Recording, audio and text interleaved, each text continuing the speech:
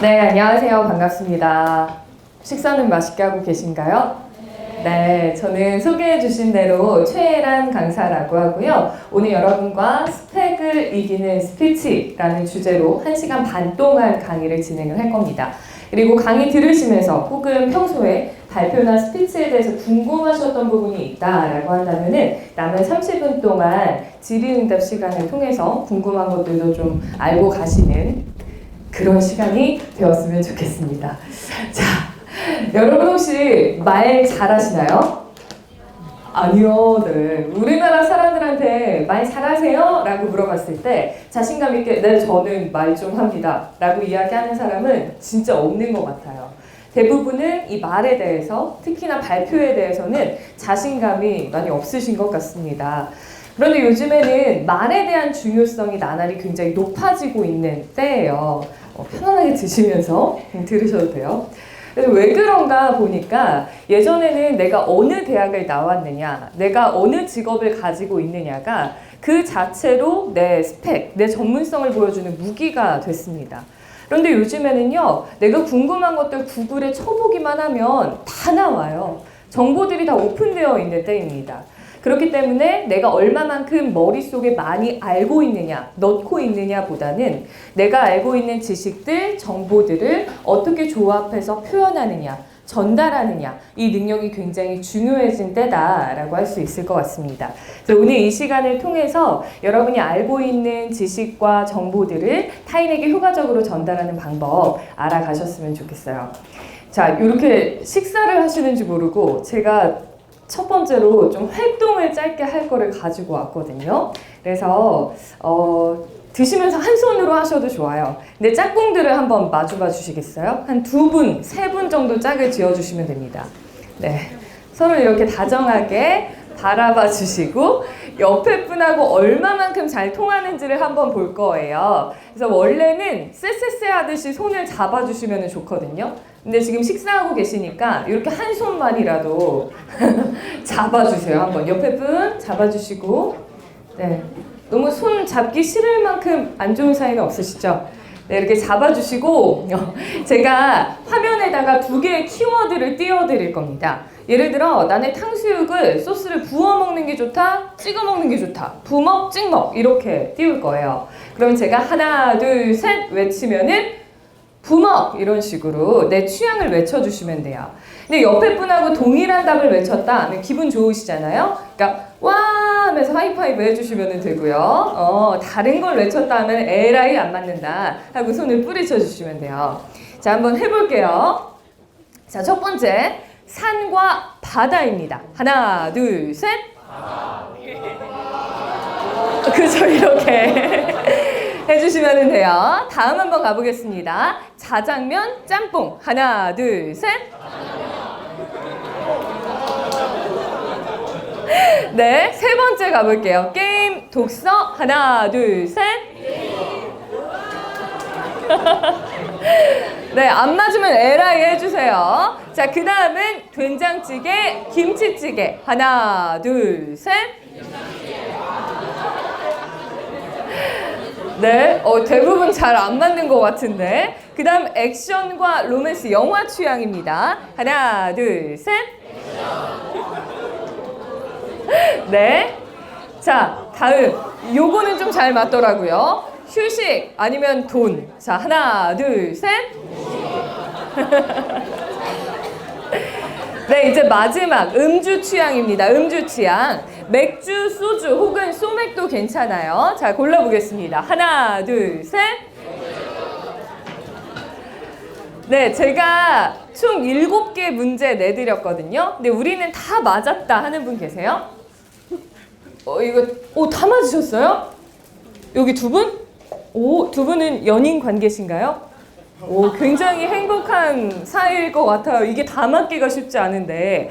반대로 우리는 다 틀렸다. 진짜 안 맞는다. 네, 저기 뒤에 2분 하나도 맞지 않았대요. 2분은 평소에 친구신가요? 아니에요. 모르는 사이예요? 아, 네. 네, 이렇게 옆에 분하고 동시에 같은 답을 외칠 때 기분이 어떠시던가요?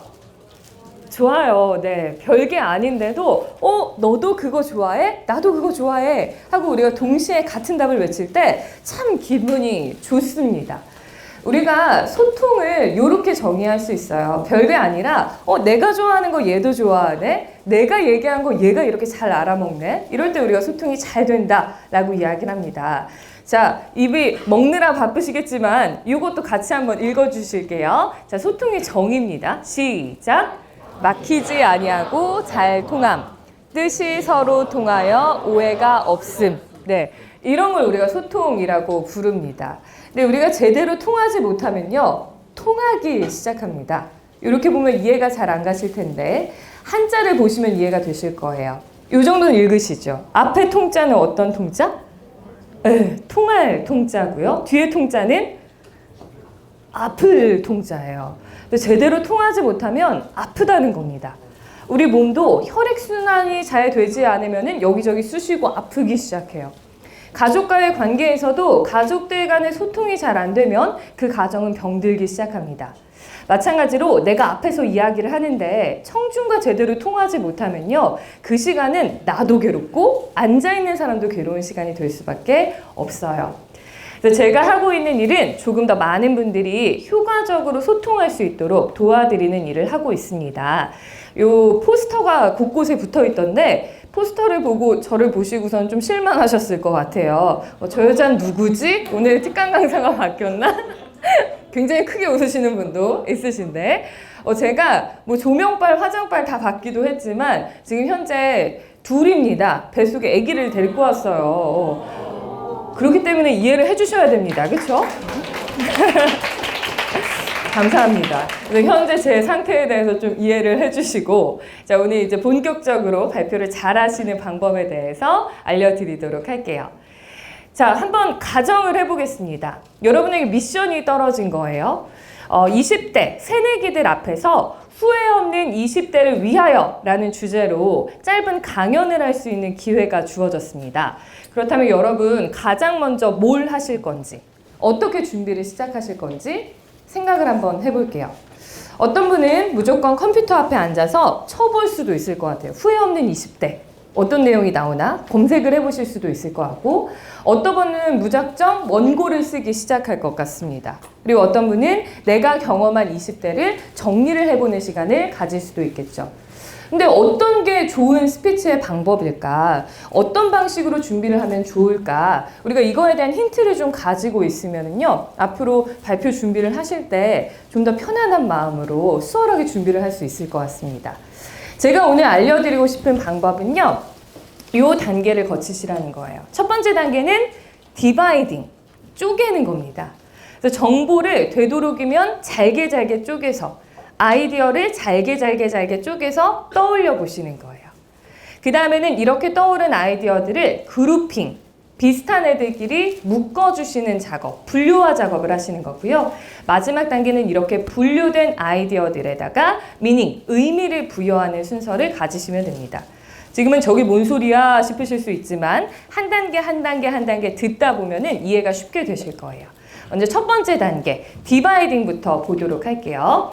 요거는 제가 영상을 하나 보여드리고 시작을 할 건데요. 화면에 나온 이 아저씨 누군지 아시나요?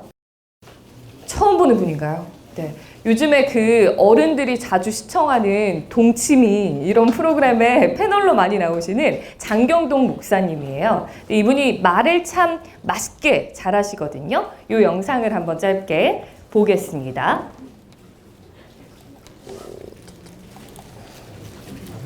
내 인생에 가장 고생했을 때는 결혼을 했지.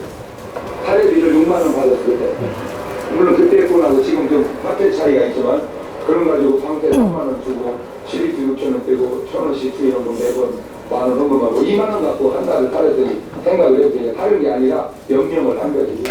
명령. 그래가지고 그냥 부지하게 많이 했는데 참 감사한 건 그 고생인 줄 모르고 그냥 즐겁게만 했어요. 그 주인집이 배추를 해다 김장을 도와줘서 식사를. 그런데 도와주니까 껍질을 벗기다니요. 그런데 속으로 일단 해주고 그 껍질을 주소가 본 거예요. 왜냐면 그거를 이제 겉절이에도 해먹고 시래기에도 해먹으려고. 근데 주인은 모르지. 그냥 무심코 내뱉은 말이 걸라 그래. 돼지 주려고 그랬네. 그 주인은 그 얘기해도 생각을 못 하겠죠. 그냥 흘러간 말이니까. 그때 내가 깨달은 게, 나는 생각 없이 내뱉은 말이 상대편 갔으면은 평생 못을 박을 수 있구나. 그런 의도는 아니지 말이에요. 첫 번째 깨달고 두 번째 깨달은 게 더 중요한 건데, 그래, 상대편이 그런 의도로 해도 그러면 안 되는데, 생각도 저 말에 내가 상처받고 살 필요가 없다. 그렇죠? 상처를 주려고 해서 받으면 안 되는데, 그런 의도도 아닌데, 내가 상처받을 필요가 없다. 더 중요한 것이 세 번째인데, 그때 그 이야기를 집사람이 그때 했으면 나 그만두고 돈 벌었을 거야. 근데 그때는 아무 얘기 안 하다가 먹고 살만 하니까 그 얘기를 하는 거예요. 같은 말이라도 고생할 때 하는 말은 아픔이 되는데 지나간 다음에 하는 말은 추억이 되더라고요. 추억이. 그래서 말을 참 조심해야 되겠다. 말로 상처받을 필요 없구나. 말이라는 게 때가 있구나. 그걸 내가 그때 깨달았어요. 네, 여기까지 보실게요. 지금 이 짤막한 스피치를 들으시면서 여러분 어떤 생각을 하셨나요? 아무 생각 없으셨던 건 아니죠? 네, 다들 보면서 고개를 끄덕이면서 아마 들으셨을 거예요. 이 얘기를 들으면서 아우 저 꼰대 왜 이렇게 가르치려고 들어? 이렇게 생각하신 분은 안 계시죠? 그렇게 마음이 삐뚤 분은 안 계실 거라고 생각을 합니다. 아마 대부분 맞아 진짜 그렇다 말 조심해야 돼 생각하면서 들으셨을 거예요. 근데 여기에서 전달하는 메시지, 여러분 말 조심하셔야 돼요. 말로 상처 줄 수 있거든요. 라는 건요, 우리 여기 있는 사람 다 아는 얘기거든요. 근데 우리가 다 아는 뻔한 얘기를 이분이 하니까 뭔가 귀 기울이게 되고 열린 마음으로 듣게 돼요.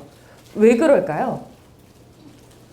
왜 이 사람의 이야기에 우리가 반발하지 않고 고개를 끄덕이면서 수용을 하게 될까요? 경험이 들어있기 때문이다 라고 이야기를 해주셨거든요. 맞습니다. 우리가 타인을 부드럽게 설득할 수 있는 스피치, 집중할 수 있게 만드는 스피치를 하기 위해서는요, 크게 두 가지의 신경을 쓰셔야 돼요. 먼저 첫 번째는 주제가 분명해야 됩니다. 내가 오늘 1분을 떠들든 1시간을 떠들든 전달하고 싶은 메시지는 단 한 가지가 분명하게 있어야 돼요. 제가 생각할 때 가장 나쁜 발표, 가장 나쁜 퍼블릭 스피치는 종일 떠들었는데 제가 뭔 말을 했는지 남지 않는 거. 이게 가장 안 좋은 스피치라고 생각하거든요. 그래서 주제가 분명해야 되고요. 거기에다 하나를 더하자면 그 주제를 표현하는 재료, 소재가 있어야 됩니다. 예를 들어서 아까 동일한 주제로 이야기를 하더라도 여러분 말 조심하셔야 돼요. 아시겠죠? 말로 상처 주시면 안 돼요. 우리 그럴 때 많잖아요. 그러면 안 돼요. 이런 식으로 얘기하면요, 사람들이 반발을 갖게 돼요. 왜 이렇게 가르치려고 들어? 이렇게 생각하게 된다는 거죠. 그런데 아까 장경동 목사님이 했던 것처럼 나의 경험, 다양한 소재들을 활용해서 이야기를 하게 되면 사람들을 부드럽게 설득할 수 있는 힘이 생깁니다. 이 소재를 활용하시는 게 좋은 스피치의 포인트라고 할 수 있는데요. 그렇다면 어떤 게 소재가 될 수 있는지 한번 보겠습니다. 일단 첫 번째, 가장 좋은 건 아까 스피치에서 나온 것처럼 사례를 활용해 주시는 거예요. 후회 없는 20대를 보내기 위하여 라는 주제로 스피치를 한다면 나의 경험담, 내가 다양한 아르바이트를 하면서 여러 사람들을 만나다 보니까 뭔가 힘이 생기더라. 이런 식으로 본인의 사례를 들어서 얘기하는 거 좋은 스피치의 소재가 될 수 있고요. 두 번째는 통계 자료를 활용하실 수도 있습니다. 사람들은 일반적으로 숫자가 들어가게 되면은 신뢰를 강하게 느끼게 된대요. 그렇기 때문에 통계청이나 기사에 실린 그 통계 자료들, 수치들을 활용을 하시면요, 내 말에 또 힘을 실어주실 수도 있어요. 세 번째 방법은 인용을 쓰실 수도 있습니다. 전문가의 말이라든가 유명인들의 말을 가지고 와서 전달을 해주시는 것도 하나의 방법이 될 수 있고, 마지막은 가치관을 활용하실 수도 있어요. 이 가치관은 모든 사람들이 보편적으로 고개를 끄덕일 만한 말이라고 생각을 하시면 됩니다. 예를 들어 우리말에 그런 말이 있죠. 젊어서 고생은 사서도 한다. 이것처럼 저는 20대 때는 일단 다양한 경험들을 해보면서 이리 치이고 저리 치이고 해보는 시간이 필요하다고 생각합니다. 이런 식으로 얘기하는 게 이 가치관을 활용한 사례라고 할 수 있습니다. 그래서 내가 전달하고 싶은 메시지를 자꾸 설명하고 가르치려고 하지 마시고요. 이런 소재들을 활용해서 부드럽게 전달한다라는 생각을 가지시면 조금 더 멋들어진 스피치를 하실 수가 있을 거예요. 그래서 이제 첫 번째 단계에서 우리가 해야 되는 거, 후회 없는 20대를 위하여 라는 주제로 우리가 특강을 한다라고 한다면 먼저 이걸 표현해 줄 수 있는 다양한 소재들을 찾아보셔야 돼요. 내가 경험한 것들, 요즘 20대를 보여주는 통계 자료들, 유명인들이 했던, 전문가들이 했던 얘기들, 우리 사회에 만연해 있는 가치관들, 이런 여러 가지 소재를 먼저 찾아주시는 거. 되도록 많은 소재를 내가 찾아두는 게 첫 번째 단계라고 생각을 하시면 됩니다. 자, 그럼 이렇게 모은 자료들을 어떻게 활용할 것인가? 두 번째 단계로 넘어가 보겠습니다. 두 번째는 내가 모은 자료들을 그냥 흩뿌리는 것이 아니라 그룹핑을 시켜주는, 분류화를 시켜주는 작업이 필요합니다. 왜 이게 중요한지 한번 보실게요. 이제 지금부터 화면에 뜨는 공의 개수를 세주시면 돼요. 먼저 이거 몇 개일까요? 자, 이렇게 하면 네, 곳곳에서 이제 답이 나오기 시작합니다. 20개. 마지막 세 번째는 어때요? 딱 한눈에 들어오죠. 20개구나 라는 게 보이실 겁니다. 우리가 공을 이렇게 그냥 흩뿌려 두면 몇 개인지 세기가 쉽지가 않아요. 19개? 20개? 맞게 셌다 하더라도 저게 맞나? 의심이 갑니다. 근데 일렬로 정리만 깔끔하게 해두셔도 한 개 더 잘 들어오죠. 저거 20개겠다. 근데 얘네를 4개씩 묶어가지고 그룹핑을 시켜두니까 한눈에 더 팍 들어오게 됩니다. 자, 발표를 할 때도 마찬가지라는 거예요. 내 머릿속에 떠오른 아이디어들을 그냥 뒤죽박죽 생각나는 대로 얘기하기 시작하면요. 사람들이, 청중들이 느낄 때는 이런 느낌입니다. 제가 뭔 소리 하는 거야? 나보고 뭘 받으라는 거야? 이해가 안 가요. 그런데 얘네를 조금만 정리를 잘 해두셔도 한결 이해가 수월해지고요. 얘네들을 묶어서 정리를 해주시면은 아주 논리정연한 스피치가 될 수 있습니다. 그래서 논리적인 스피치를 위해서는 이 분류를 하는 작업이 굉장히 중요하구나라는 걸 잊으셔서는 안 돼요. 저는 요거를 폴더화라고 부르는데요. 우리 왜 과제를 하려고 하더라도 내가 파일들을 잘 정리를 하고 분류를 해둬야 필요한 자료들을 잘 뽑았을 수가 있어요. 그러지 않으면은 어디다 뒀는지 기억이 잘 나지가 않죠. 스피치를 하실 때도 마찬가지다. 그냥 떠오르는 대로 하시는 게 아니라 이렇게 적당한 폴더에다가 딱딱딱 넣어주시는 이런 작업이 굉장히 중요합니다. 자, 그러면 폴더를 몇 가지로 만드는 게 효과적일까? 이것도 제가 영상을 보여드리도록 할게요.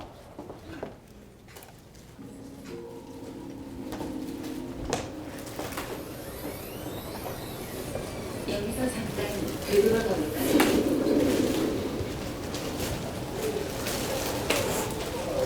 횡단보도에서 세 남자를 따라 덩달아 하늘을 올려다봤던 사람들. 하지만 거꾸로 돌려보면 세 명이 모이니까 이런 힘이 생기는구나. 근데 일반적으로 사람들은 이 숫자 3을 굉장히 안정적이고 완벽한 숫자라고 생각을 한대요. 그래서 한 가지, 두 가지로 내 스피치를 이야기하기에는요, 좀 뭔가 빈약한 느낌이 드는 거예요. 근데 또 5가지, 6가지 포인트를 전달하려고 하면은요, 사람들이 기억하기가 버겁습니다. 그래서 언제나 내 스피치의 포인트를 몇 가지로, 3가지로 정리를 해주시면 굉장히 효과적이다라는 말씀을 드리고 싶어요. 우리 주변에서 살펴보더라도 3가지로 이루어진 것들이 굉장히 많습니다. 친구들하고 뭔가 결정이 잘 나지 않을 때 우리 가위바위보를 하죠. 올림픽에 나가면 메달 어떻게 줘요? 금은동 주죠. 미스코리아는 진선미 줘요. 그리고 우리 동화들을 살펴보더라도 왜 아기 돼지는 하필이면은 삼형제인지, 그리고 왜 삼총사인지, 드라마에서는 왜 그렇게 삼각관계인지, 이런 것들을 따져보시면은요, 우리 주변에 3가지로 이루어진 것들이 굉장히 많구나 라는 것들을 알 수 있습니다. 그래서 여러분도 스피치를 하실 때 이 3의 법칙에 약간 집착을 해주시면 더 효과적으로 스피치를 할 수 있습니다. 실제로 말을 잘한다라는 유명한 연사들은 이 3의 법칙을 활용해서 스피치를 했습니다. 너무나 유명한 링컨의 연설 같이 한번 읽어주실까요? 시작! 국민을, 국민에 의한, 국민을 위한 정부. 3가지 포인트로 이루어져 있고요. 두 번째, 스티브 잡스는 프레젠테이션의 고수로 꼽히는데요. 이 스티브 잡스는 언제나 프레젠테이션을 할 때 본인 상품의 강점을 3가지로 소개했습니다. 같이 또 읽어주실게요. 시작! 아이패드 2는 더 작고 더 가볍고 더 빨라졌다. 네. 그리고 데일 카네기는 좋은 인간관계를 위해서는 이 3가지를 갖춰야 된다고 얘기했어요. 또 읽어주실까요? 시작! 한 번 말하고 2번 듣고 3번 맞장구 쳐라. 네. 그리고 요즘 여러 얘기가 나오고 있긴 하지만 문재인 대통령이 취임 연설에서 이렇게 이야기를 했었죠. 같이 읽어주실게요. 기회는 평등하고 과정은 공정하며 결과는 정의로울 것이다. 네, 이것들이 3의 법칙을 활용한 스피치의 예시입니다. 기억하기 쉽다. 그리고 이해하기 쉽다라는 강점이 있어요. 그래서 이렇게 포인트를 세워두시고 각각의 내용들을 조금 더 자세하게 설명을 해주시면 됩니다. 자, 폴더화를 시키실 때에는요. 가장 쉬운 거는 주제별로 나누시는 거예요. 뭐 후회 없는 20대를 보내기 위하여 첫 번째로 뭐 인간관계, 두 번째 스펙 쌓기, 뭐 세 번째 취미 활동 이런 식으로 나눠서 얘기하는 게 가장 일반적이면서도 쉽게 할 수 있는 구분 방법이고요. 혹은 시간에 따라서 분류를 하실 수도 있습니다. 예를 들어 20대 초반에 해야 될 거, 중반에 해야 될 거, 후반에 해야 될 거 이런 식으로 나눌 수도 있고요. 좀 주제에 따라서 다양한 방식으로 폴더화를 하실 수도 있는데요. why, what, how의 방식으로 할 수도 있어요.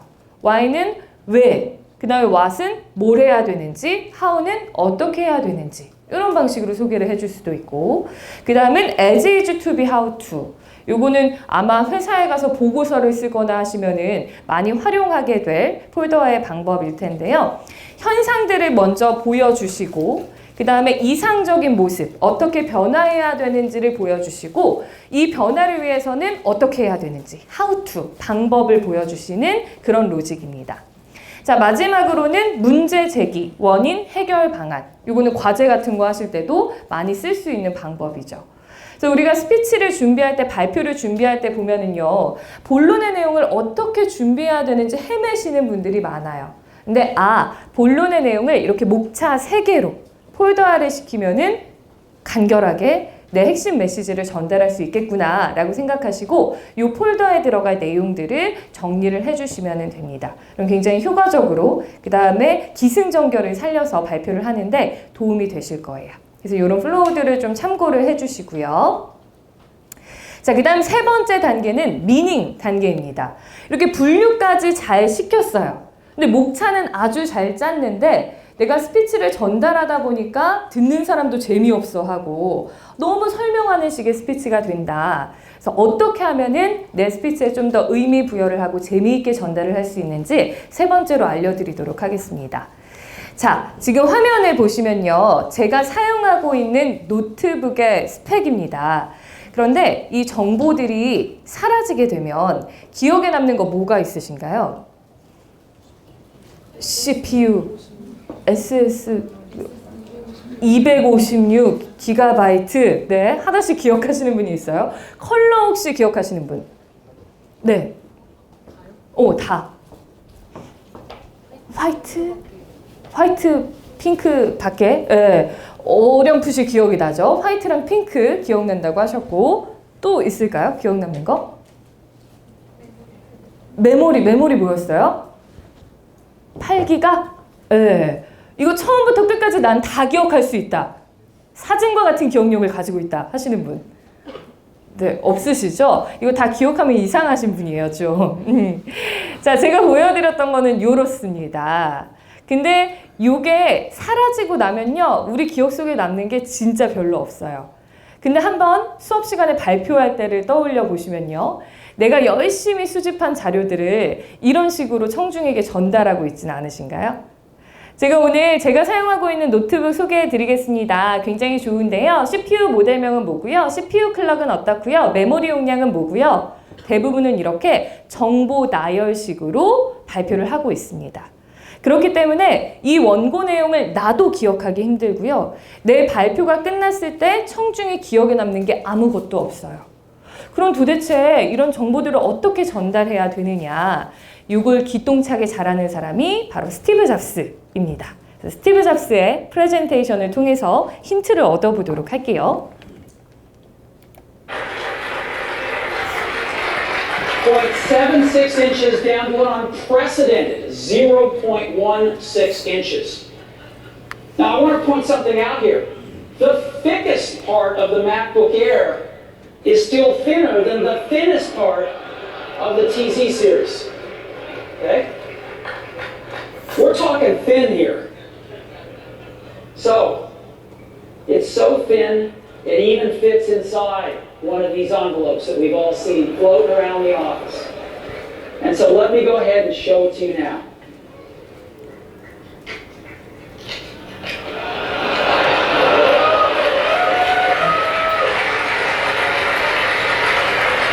This is it. Let me take it out here.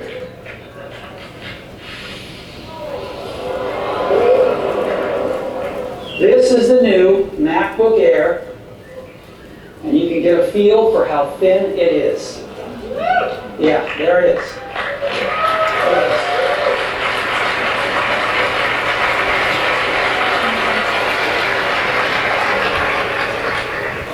All right. Product here. Full-size keyboard, full-size display. 네, 스티브 잡스의 프레젠테이션을 보고 있으면 갖고 싶죠. 저거 사고 싶다 라는 생각이 듭니다. 왜냐면 소개를 참 멋지게 잘해요. 자, 지금 스티브 잡스가 이 PT를 통해서 전달하고 싶은 메시지는 뭐였죠? 얇다! 우리 거 진짜 얇아요! 라는 메시지를 전달하고 있어요. 근데 우리는 일반적으로 이 얇다를 설명하기 위해서 여기는 몇 센치고요, 여기 몇 인치고요, 이렇게 데이터로 자꾸 설명을 하려고 해요. 그런데 스티브 잡스는 다른 방법을 활용합니다. 어떻게 했죠? 봉투에서 꺼내서 보여줬어요. 이런 게 가장 효과적인 방법입니다. 그런데 스피치를 할 때 말로 해야지 다 보여줄 수는 없잖아요. 그래서 우리가 언어를 시각화하려는 노력이 필요해요. 어떻게 하시라고요? 언어의 시각화.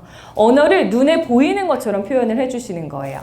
그걸 활용한 한 가지 방법이 있는데 스티브 잡스가 서류 봉투에서 꺼내기 전에 했던 거 방법 기억하세요?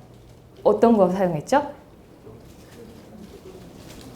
그쵸. 그 전까지 가장 얇은 노트북이었던 TZ 시리즈하고 대조를 시켜서 보여줬어요. 그거하고 비교를 하더라도 우리 게 이만큼 얇아요 라는 걸 보여줬습니다. 자, 이런 식으로 언어를 생생하게 표현하는 방법을 제가 몇 가지 알려드릴 거예요. 먼저 첫 번째 방법부터 보겠습니다. 여러분 혹시 홈쇼핑 보시나요? 아직 홈쇼핑 볼 연령대는 아닌가 봐요. 근데 이 홈쇼핑에서 콜수가 막 올라가는, 높아지는 순간들이 몇 순간이 있대요. 언제쯤 콜이 많이 올 것 같으세요? 마감 임박! 맞아요. 얼마 안 남았어요. 어머, 어떡해. 이제 핑크는 지금 수화기 드신 분들까지만 가능할 것 같아요. 그럼 저거 지금 내가 안 사면 큰일 날 것 같죠. 근데 그때 말고 또 한순간이 있대요. 언제냐면은 바로 이 순간, 비포, 애프터 화면이 딱 뜨는 순간에 사람들이 이제 손 떨리기 시작한다고 합니다. 자, 슈어스트가 열심히 설명을 해요. 저희 이번에 새롭게 출시된 제품은요, 커버력 완전 좋고요, 얼굴 자연스럽게 뽀얗게 만들어주고요. 막 이렇게 말로 설명할 때는 네가 파는 거니까 그렇지 라고 생각한다는 거예요. 그런데 이렇게 칙칙했던 피부가 저 화장품을 바르니까 이렇게 뽀여졌네? 라는 거를 대조를 통해서 보는 순간에는 이 화장품의 효과를 더 크게 느끼게 된다라는 겁니다. 여러분도 이야기를 하실 때 이렇게 대조를 활용하시면 좋아요. 자, 예를 들어 말씀을 드릴게요. 제가 마시는 콜라겐을 출시를 한 거예요. 그래서 여러분한테 팔려고 그래요. 근데 그냥 여러분, 제가 이번에 새롭게 출시한 이 마시는 콜라겐은요, 해양성 콜라겐으로 되어 있어요. 그래서 흡수율이 진짜 좋습니다 라고 얘기하면은 그래, 좋은가 보다 라는 생각 정도만 들어요. 근데 우리 피부 좋아지겠다고 뭐 먹죠? 콜라겐 들어있는 거? 돼지 껍데기, 맞아요. 닭발, 족발 이런 것들 많이 드시죠. 근데 이런 음식에 들어있는 콜라겐은요, 동물성 콜라겐이에요. 그래서 우리 몸에 들어왔을 때 흡수율이 2%밖에 되지 않는다고 합니다. 그런데 이번에 제가 출시한 이 콜라겐은요, 해양성 콜라겐으로 되어 있어서 분자의 크기가 작아요. 그래서 흡수율이 84%나 됩니다. 자, 요게 대조입니다. 그럼 이걸 들었을 때는 어떠세요? 그래, 이제 껍데기 작작 먹고 이거 좀 먹어볼까? 이런 생각이 드실 거예요. 그냥 내 정보를 전달하는 것보다는 조금 더 효과적으로 전달하기 위해서는 대조를 통해서 내가 이야기하는 것의 강점을 살려서 보여주시면 좋다라는 거죠. 이게 대조의 효과입니다. 그래서 평소에 데이터를 전달하실 때도 이런 방법을 활용하시면 좋아요. 자, 연습을 한번 해보실 건데요. 후배가 물어보는 거예요. 여기 학교에 입학을 하고 싶대요. 디지스트 입학을. 근데 선배 학교 어때요? 다녀보시니까 어때요? 물어봤을 때 우리 학교 이것도 좋고 저것도 좋고 저것도 참 좋고 저것도 좋고 하면은 잘 안 믿어요. 와닿지 않거든요. 그런데 비슷한 학교들하고 대조를 통해서 우리 학교가 근데 이거는 더 좋아. 네가 고민하고 있는 이런 학교들 중에 우리 학교가 이거는 최고일걸? 라고 대조를 통해서 보여주면은 스피치의 효과가 더 살아난다는 겁니다. 자, 우리 아까 짝꿍 한번 마주봐 주시고요. 네, 활동했던 짝꿍 2분, 3분 정도 마주봐 주시고, 3분 중에 2분 중에 더 동안이신 분 있죠? 더 애기같이 생기신 분이 귀엽게 질문을 해주시면 돼요. 선배님, 대구 경북과학기술원 어때요? 라고 물어보면 이제 조금 늙으신 분이 대조를 활용해서 이야기를 해주시면 됩니다. 해볼게요. 시작!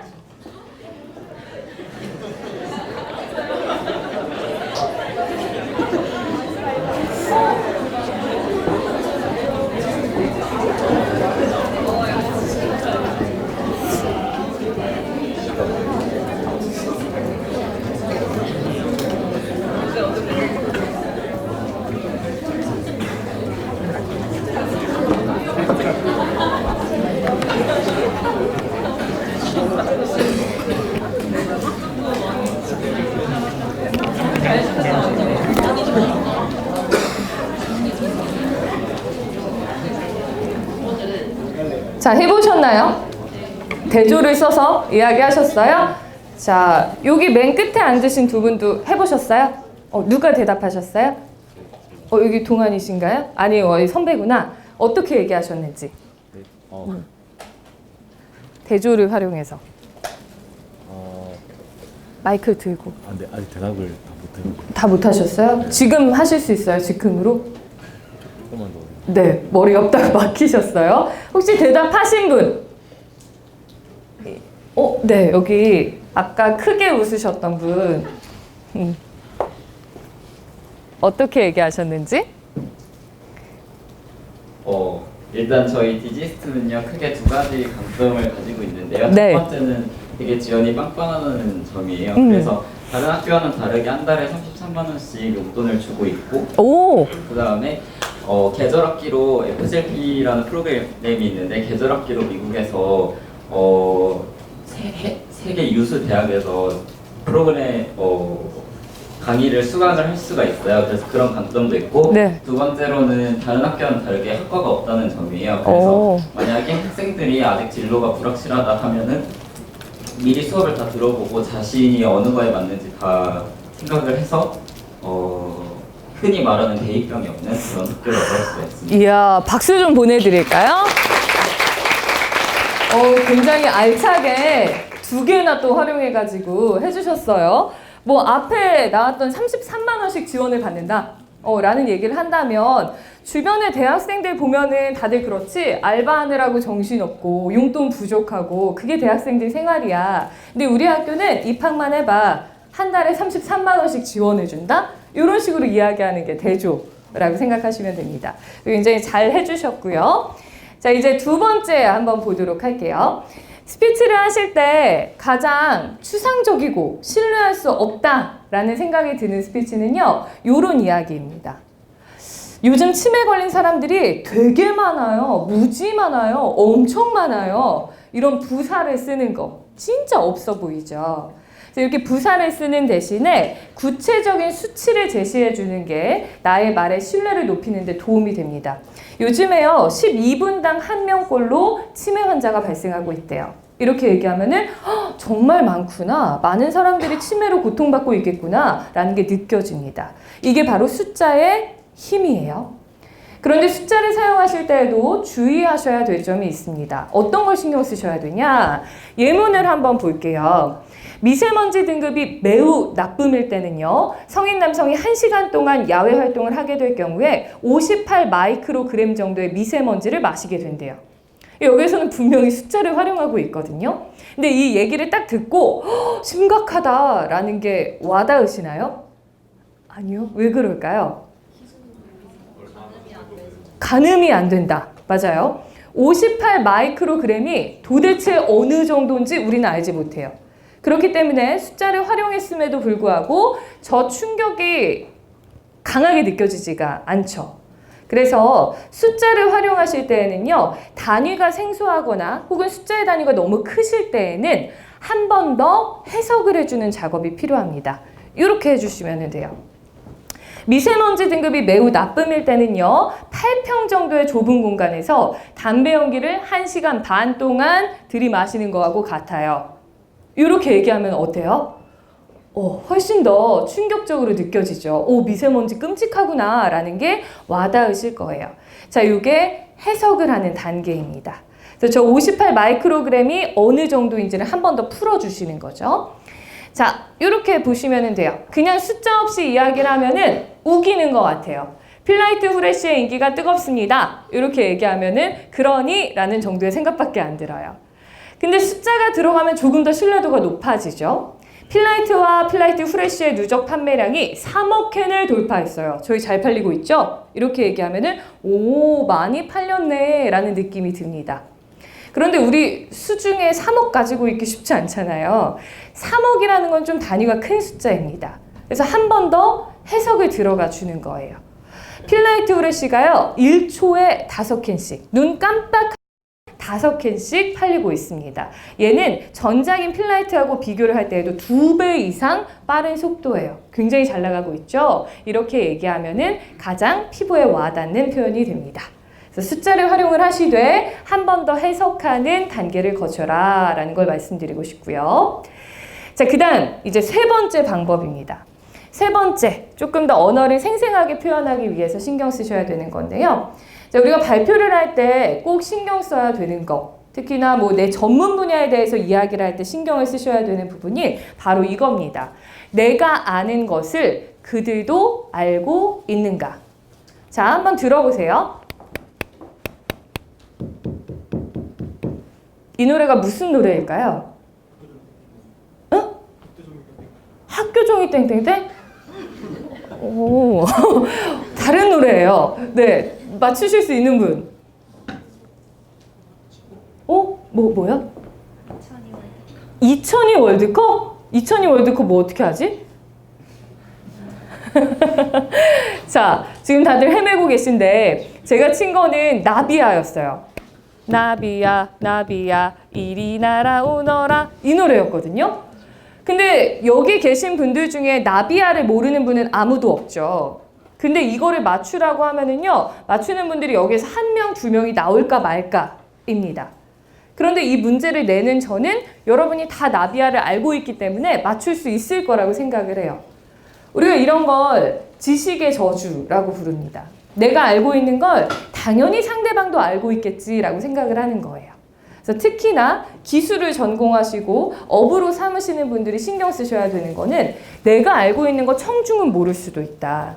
그래서 내가 알고 있는 걸 쉽게 풀어서 전달하는 게 중요하다라는 걸 꼭 기억해 주셔야 돼요. 자, 예를 들어 여러분 다 필름 아시죠? 필름 카메라에 들어가는 필름. 모르시는 분 계신가요? 요즘에는 다 핸드폰으로 사진을 찍으니까. 근데 예전에는 그 필름 카메라, 필름을 넣어서 사용을 했었잖아요. 근데 필름의 사전적인 정의를 찾아보면은요, 투명 물질인 셀룰로이드나 폴리에스테르 따위의 감광제를 칠한 물건이라고 나와요. 근데 저 필름을 유치원생들에게 설명을 한다고 생각을 해볼게요. 저렇게 사전적인 정의로 설명하면 애들이 뭔 소리야? 라는 표정으로 쳐다볼 거예요.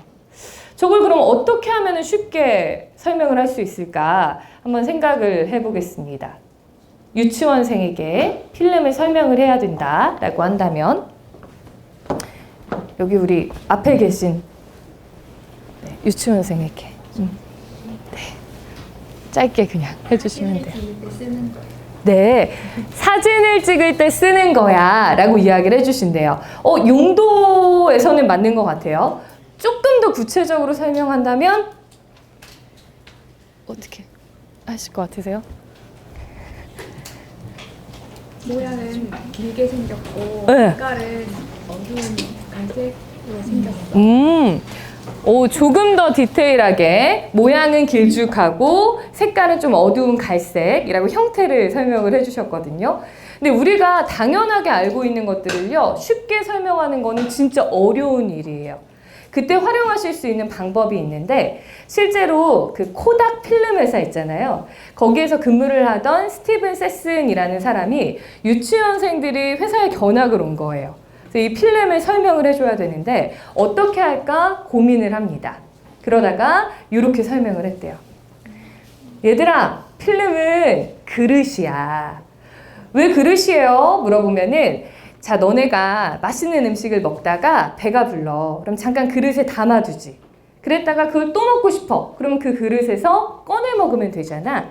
마찬가지로 이 장면이 너무 예쁘고 마음에 들어. 그럼 필름이라는 그릇에 잠깐 담아뒀다가 너네가 보고 싶을 때 사진으로 꺼내볼 수 있게 도와주는 애가 필름이야. 이렇게 설명을 했대요. 그러면 이 설명을 들었을 때는 필름이 어떤 역할을 하는구나 라는 게 쉽게 이해가 되실 거예요. 자, 이게 비유의 힘입니다. 비유의 힘. 제가 실제로 스타트업 대표님들 IR 피칭 같은 거 지도할 때 신기술을 막 어렵게 설명을 하시면은 비유를 활용해서 해보세요 라고 말씀을 드리거든요. 우리한테 친숙한 거에 빗대서 표현을 하는 겁니다. 아가들이 필름은 몰라요. 그렇지만 그릇은 알고 있습니다. 그렇기 때문에 비유를 활용하면 한결 더 쉽게 설명이 가능해져요. 자, 예를 들어서 또 보도록 할게요. 우리가 컴퓨터를 사러 갔습니다. 그런데 매장의 점원이 이렇게 얘기하는 거예요. 고객님, 저희 제품이 쿼드코어 제품이기 때문에요. CPU 클럭을 최대로 높이지 않고도 다양한 작업이 가능합니다. 이렇게 얘기하면 뭔 소리야? 라고 생각하게 돼요. 근데 우리 고객들의 특징은 물어보지 않죠. 다 아는 척하고 고개 끄덕이고 딴 데 가요. 그래서 이렇게 얘기하시면 판매할 수 없다. 그럼 어떻게 하나? 비유를 통해서 해주시면 돼요. 고객님, 이 상품은 쿼드코어 제품이에요. 쿼드코어는 뭐냐면 4명이 동시에 일을 하는 겁니다. 그러니까 어때요? 업무 처리 속도가 엄청나게 빨라지는 겁니다. 그런데 고객님은 보니까 문서 작업만 한다고 하셨죠? 그래서 쿼드코어까지 필요 없고 2명이면 돼요. 듀얼 코어면 충분합니다. 이렇게 얘기해 주시는 게 비유라고 생각하시면 돼요. 자, 근데 비유를 하실 때 주의하실 점은 뭐냐면은 추상적인 개념을 구체적인 대상에 빗댈 때 비유의 효과가 커진다라는 겁니다. 추상에 빗대게 되면은요, 비유의 효과는 떨어져요. 자, 예를 들어 제가 저에게 스피치는 에너지예요 라고 얘기하면은 뭐야 싶죠. 왜냐하면 에너지도 추상적인 대상이기 때문에 그게 와닿는 이야기가 되지 않아요. 그런데 제가 여러분 스피치는 소주예요, 소주. 이렇게 얘기하면은 왜 소주야? 궁금하게 됩니다. 왜냐면요, 제가 소주를 처음 마실 때는 이렇게 쓰고 맛없는 걸 왜 먹어? 이렇게 생각을 했거든요. 근데 자꾸 한 잔, 두 잔, 세 잔 마시다 보니까 소주에 단맛이 있어요. 소주에 그 매력이 있더라고요. 스피치도 마찬가지입니다. 여러분 처음 하실 때는 이걸 왜 해야 돼? 너무 떨려. 내가 지금 뭐 하는 거야? 라는 생각이 드실 거예요. 근데 자꾸 무대를 경험하시다 보면은요, 이 발표의 맛, 스피치의 맛을 알게 되실 거예요. 이렇게 얘기하는 게 구체적인 대상에 빗대주는 거예요. 우리가 눈으로 볼 수 있고 만질 수 있고 냄새 맡을 수 있는 구체적인 대상에 빗대서 비유를 하는 훈련을 하시면은요, 스피치가 정말 맛깔나질 수 있습니다. 얘도 역시 연습을 한번 해보도록 할게요. 우리 아까 짝꿍들 서로 바라봐 주시고요. 이번에는 아까 대답하셨던 분이 질문을 해주시면 돼요. 6살이 됐다고 생각하시고 귀엽게 물어봐 주세요. 사랑이 뭐예요? 네. 그럼 비유를 통해서 얘기해 주시면 돼요. 사랑은 뭘까?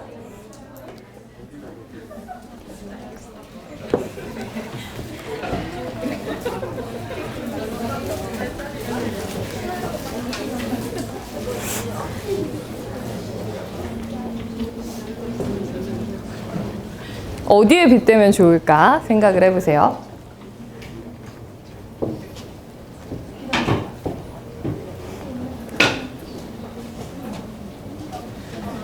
네, 이렇게 비유를 활용하는 거를 실습을 하다 보면은요, 정말 시인 같은 멋진 대답들이 많이 나와요. 지난번에는 한 대학에 가서 특강을 할 때 비유 연습을 했는데 한 학생이 이렇게 얘기를 하는 거예요.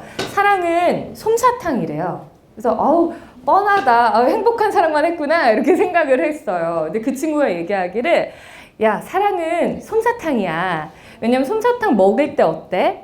굉장히 달콤하고 맛있고 자꾸자꾸 먹고 싶잖아. 사랑은 그런 거야. 할 때 너무너무 행복하고 달콤한 맛이야. 근데 다 먹고 나면 어떠니? 끈적끈적하고 손이 지저분해지지. 사랑은 그런 거야. 끝나고 나면 지저분한 거야. 이렇게 이야기를 하더라고요. 그래서 오, 비유가 진짜 기똥차다라는 생각을 했거든요.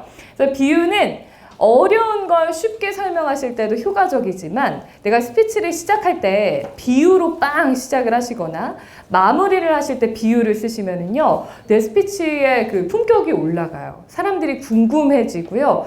저 메시지가 오랫동안 남거든요. 그래서 비유를 활용하는 연습은 자꾸자꾸 해주시면 좋을 것 같습니다. 자, 지금까지는 본론의 내용을 만드는 방법에 대해서 보셨어요. 근데 우리가 스피치를 시작할 때 보통은 이렇게 하시죠. 안녕하십니까. 네, 지금부터 저 발표 시작하겠습니다. 오늘 저는 발표를 잘하는 법에 대해서 말씀드릴 건데요. 이렇게 시작을 하세요. 근데 보통의 청중들은 앞에 나와 있는 연사에게 크게 관심이 없습니다. 그 얘기를 들을 준비가 되어 있지 않아요. 그래서 오늘 내 얘기가 흥미로운 얘기야. 너네가 관심을 가질 만한 얘기야. 라고 시선을 끌 수 있는, 주의 집중을 끌 수 있는 오프닝 장치가 꼭 필요합니다. 오프닝의 방법을 제가 3가지로 말씀을 드릴 거예요. 너무 여러 가지 기억하느라고 머리 아프지 않으셔도 됩니다. 공감하게 하거나 궁금하게 하거나 충격 먹게 만드시는 방법을 쓰시면 사람들이 확 집중하게 돼요. 자, 예를 들어 공감부터 한번 보도록 하겠습니다. 저는 원래 인천 사람이에요, 인천. 근데 인천에서 대학을 다니게 됐는데 학교를 저기 서울 강북의 끝에 학교가 된 거예요. 그래서 가는데 2시간, 2시간, 길거리에서 4시간을 벌여야 되는 그런 힘든 대학 생활을 했습니다. 근데 1년을 그렇게 보내다가 도저히 이렇게는 못 살겠다 생각이 들어서 2학년 때 자취를 하기 시작해요. 저는 신났죠? 늦게까지 놀아도 엄마 모르고. 근데 저희 엄마는 걱정이 많이 되셨나 봐요. 맨날 전화를 하십니다. 그리고 전화를 할 때마다 항상 가장 먼저 물어보던 질문이 하나 있었어요. 뭘까요? 맞아요. 다들 들으시는군요. 밥은 먹었니? 나 뭐 먹었어? 너 또 떡볶이 먹었어? 몸에 좋은 것 좀 먹어. 맨날 먹는 걸 가지고 그렇게 잔소리를 하셨어요. 근데 이게 우리 부모님들의 마음인 것 같습니다. 내 자식 좀 한 끼라도 제대로 챙겨 먹었으면 좋겠다. 그런데 여러분, 자취를 하시거나 뭐 혼자 생활하시는 분들 어떠신가요? 제대로 된 밥 한 끼 만들어 먹기가 쉽지가 않죠. 그래서 제가 오늘은요, 자취하시는 분들을 위해서 간단 레시피 몇 가지를 소개해 드리려고 해요. 재료도 많이 안 들고요, 손도 많이 안 갑니다. 지금부터 저의 레시피 소개해 드릴게요. 이렇게 들어가는 게 공감을 활용한 오프닝입니다. 그래서 바로 제가 오늘 자취생에게 좋은 레시피 소개해 드리겠습니다. 이렇게 들어가는 게 아니라 사람들이 다 고개를 끄덕일 만한 이야기를 통해서 마음을 열어주신 다음에 본론으로 들어가시는 거예요. 이게 첫 번째 방법, 공감이고요. 자, 두 번째는 궁금하게 만들어주시면 돼요. 궁금하게 만드시는 제일 좋은 방법은 자꾸자꾸 물어보시는 겁니다. 물어보는 거. 질문을 해주시면 돼요. 자, 우리 학창시절 한번 떠올려 볼게요. 학창시절에 여기 앞에 계신 분 공부 잘하셨나요? 아니요? 못하셨어요? 그럼 공부 잘하는 애들을 봤을 때 걔네는 어떤 공통점이 있던가요? 집중을 잘한다. 좋아요. 또 어떤 공통점? 기억이 안 납니다. 기억이 안 나요. 본 적이 없어요. 공부 잘하는 애를. 자, 공부 잘하는 애들 어떤 공통점? 놀 땐 놀고 공부할 땐 공부하고. 역시 좀 집중력하고 일맥상통할 것 같습니다. 자, 뭐 여러 가지 특징들이 있겠지만 제가 볼 때 공부 잘하는 친구들은 자투리 시간을 효과적으로 활용하는 것 같아요. 예를 들어 쉬는 시간에도 걔는 공부를 하고 있고요. 버스를 기다릴 때도 단어를 외우고 있고요. 화장실을 갈 때도 뭔가를 하더라고요. 그래서 공부 잘하는 애들은 시간을 허투루 쓰지 않는구나 라는 생각이 들었습니다. 근데 공부뿐만이 아니라 우리 사회에 나가서도 이 시간 관리를 어떻게 하느냐가 나의 성공 여부에 굉장히 큰 영향을 미치는 것 같아요. 그래서 오늘은 제가요, 우리 대학생들을 위해서 시간을 효과적으로 쓸 수 있는 시간관리법에 대한 특강을 진행해 보려고 합니다. 여러분, 적은 시간을 투자해도 좋은 학점을 받을 수 있는 방법 지금부터 알려드릴게요. 이게 궁금이에요. 자꾸 물어봤죠?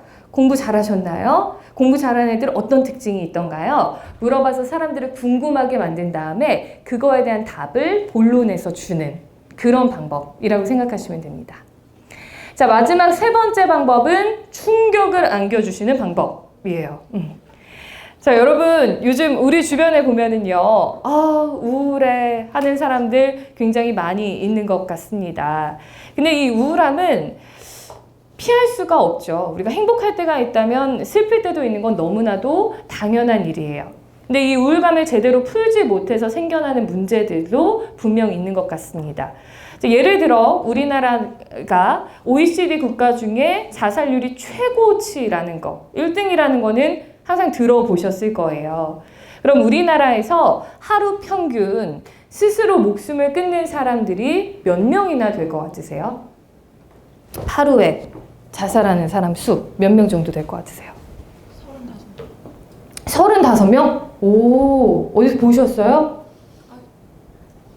1년에 얼마나 잡았는지 모르겠는데. 오, 좋습니다. 보통은 저는 이거를 딱 봤을 때 많아도 10명 될라나? 라고 생각을 했어요. 근데 실제로 보니까 36명 정도. 하루 평균 36명 정도가 스스로 목숨을 끊고 있다고 합니다. 굉장히 높은 수치죠. 그래서 왜 이런 문제가 일어나는지 좀 원인을 찾고 우리가 좀 더 행복해질 수 있는 방법에 대해서 오늘 나눠봤으면 좋겠어요. 지금부터 우리가 좀 더 행복해지는 방법 같이 이야기 나눠보겠습니다. 이렇게 들어가는 게 충격의 방법입니다. 충격을 주실 때에는 지금 들으셔서 느끼셨겠지만 구체적인 데이터가 들어가줘야 돼요. 그냥 자살률이 굉장히 높아요. 자살 문제가 심각해요. 라고 얘기하면 별로 와닿지 않는다. 여기서 중요한 거는 하루 평균 36명이라고 이야기했을 때 충격의 강도가 높아진다. 라는 거 생각하셔야 돼요. 이렇게 오프닝의 방법은 3가지. 공감, 궁금, 충격 정도 활용하시면 효과적이고요.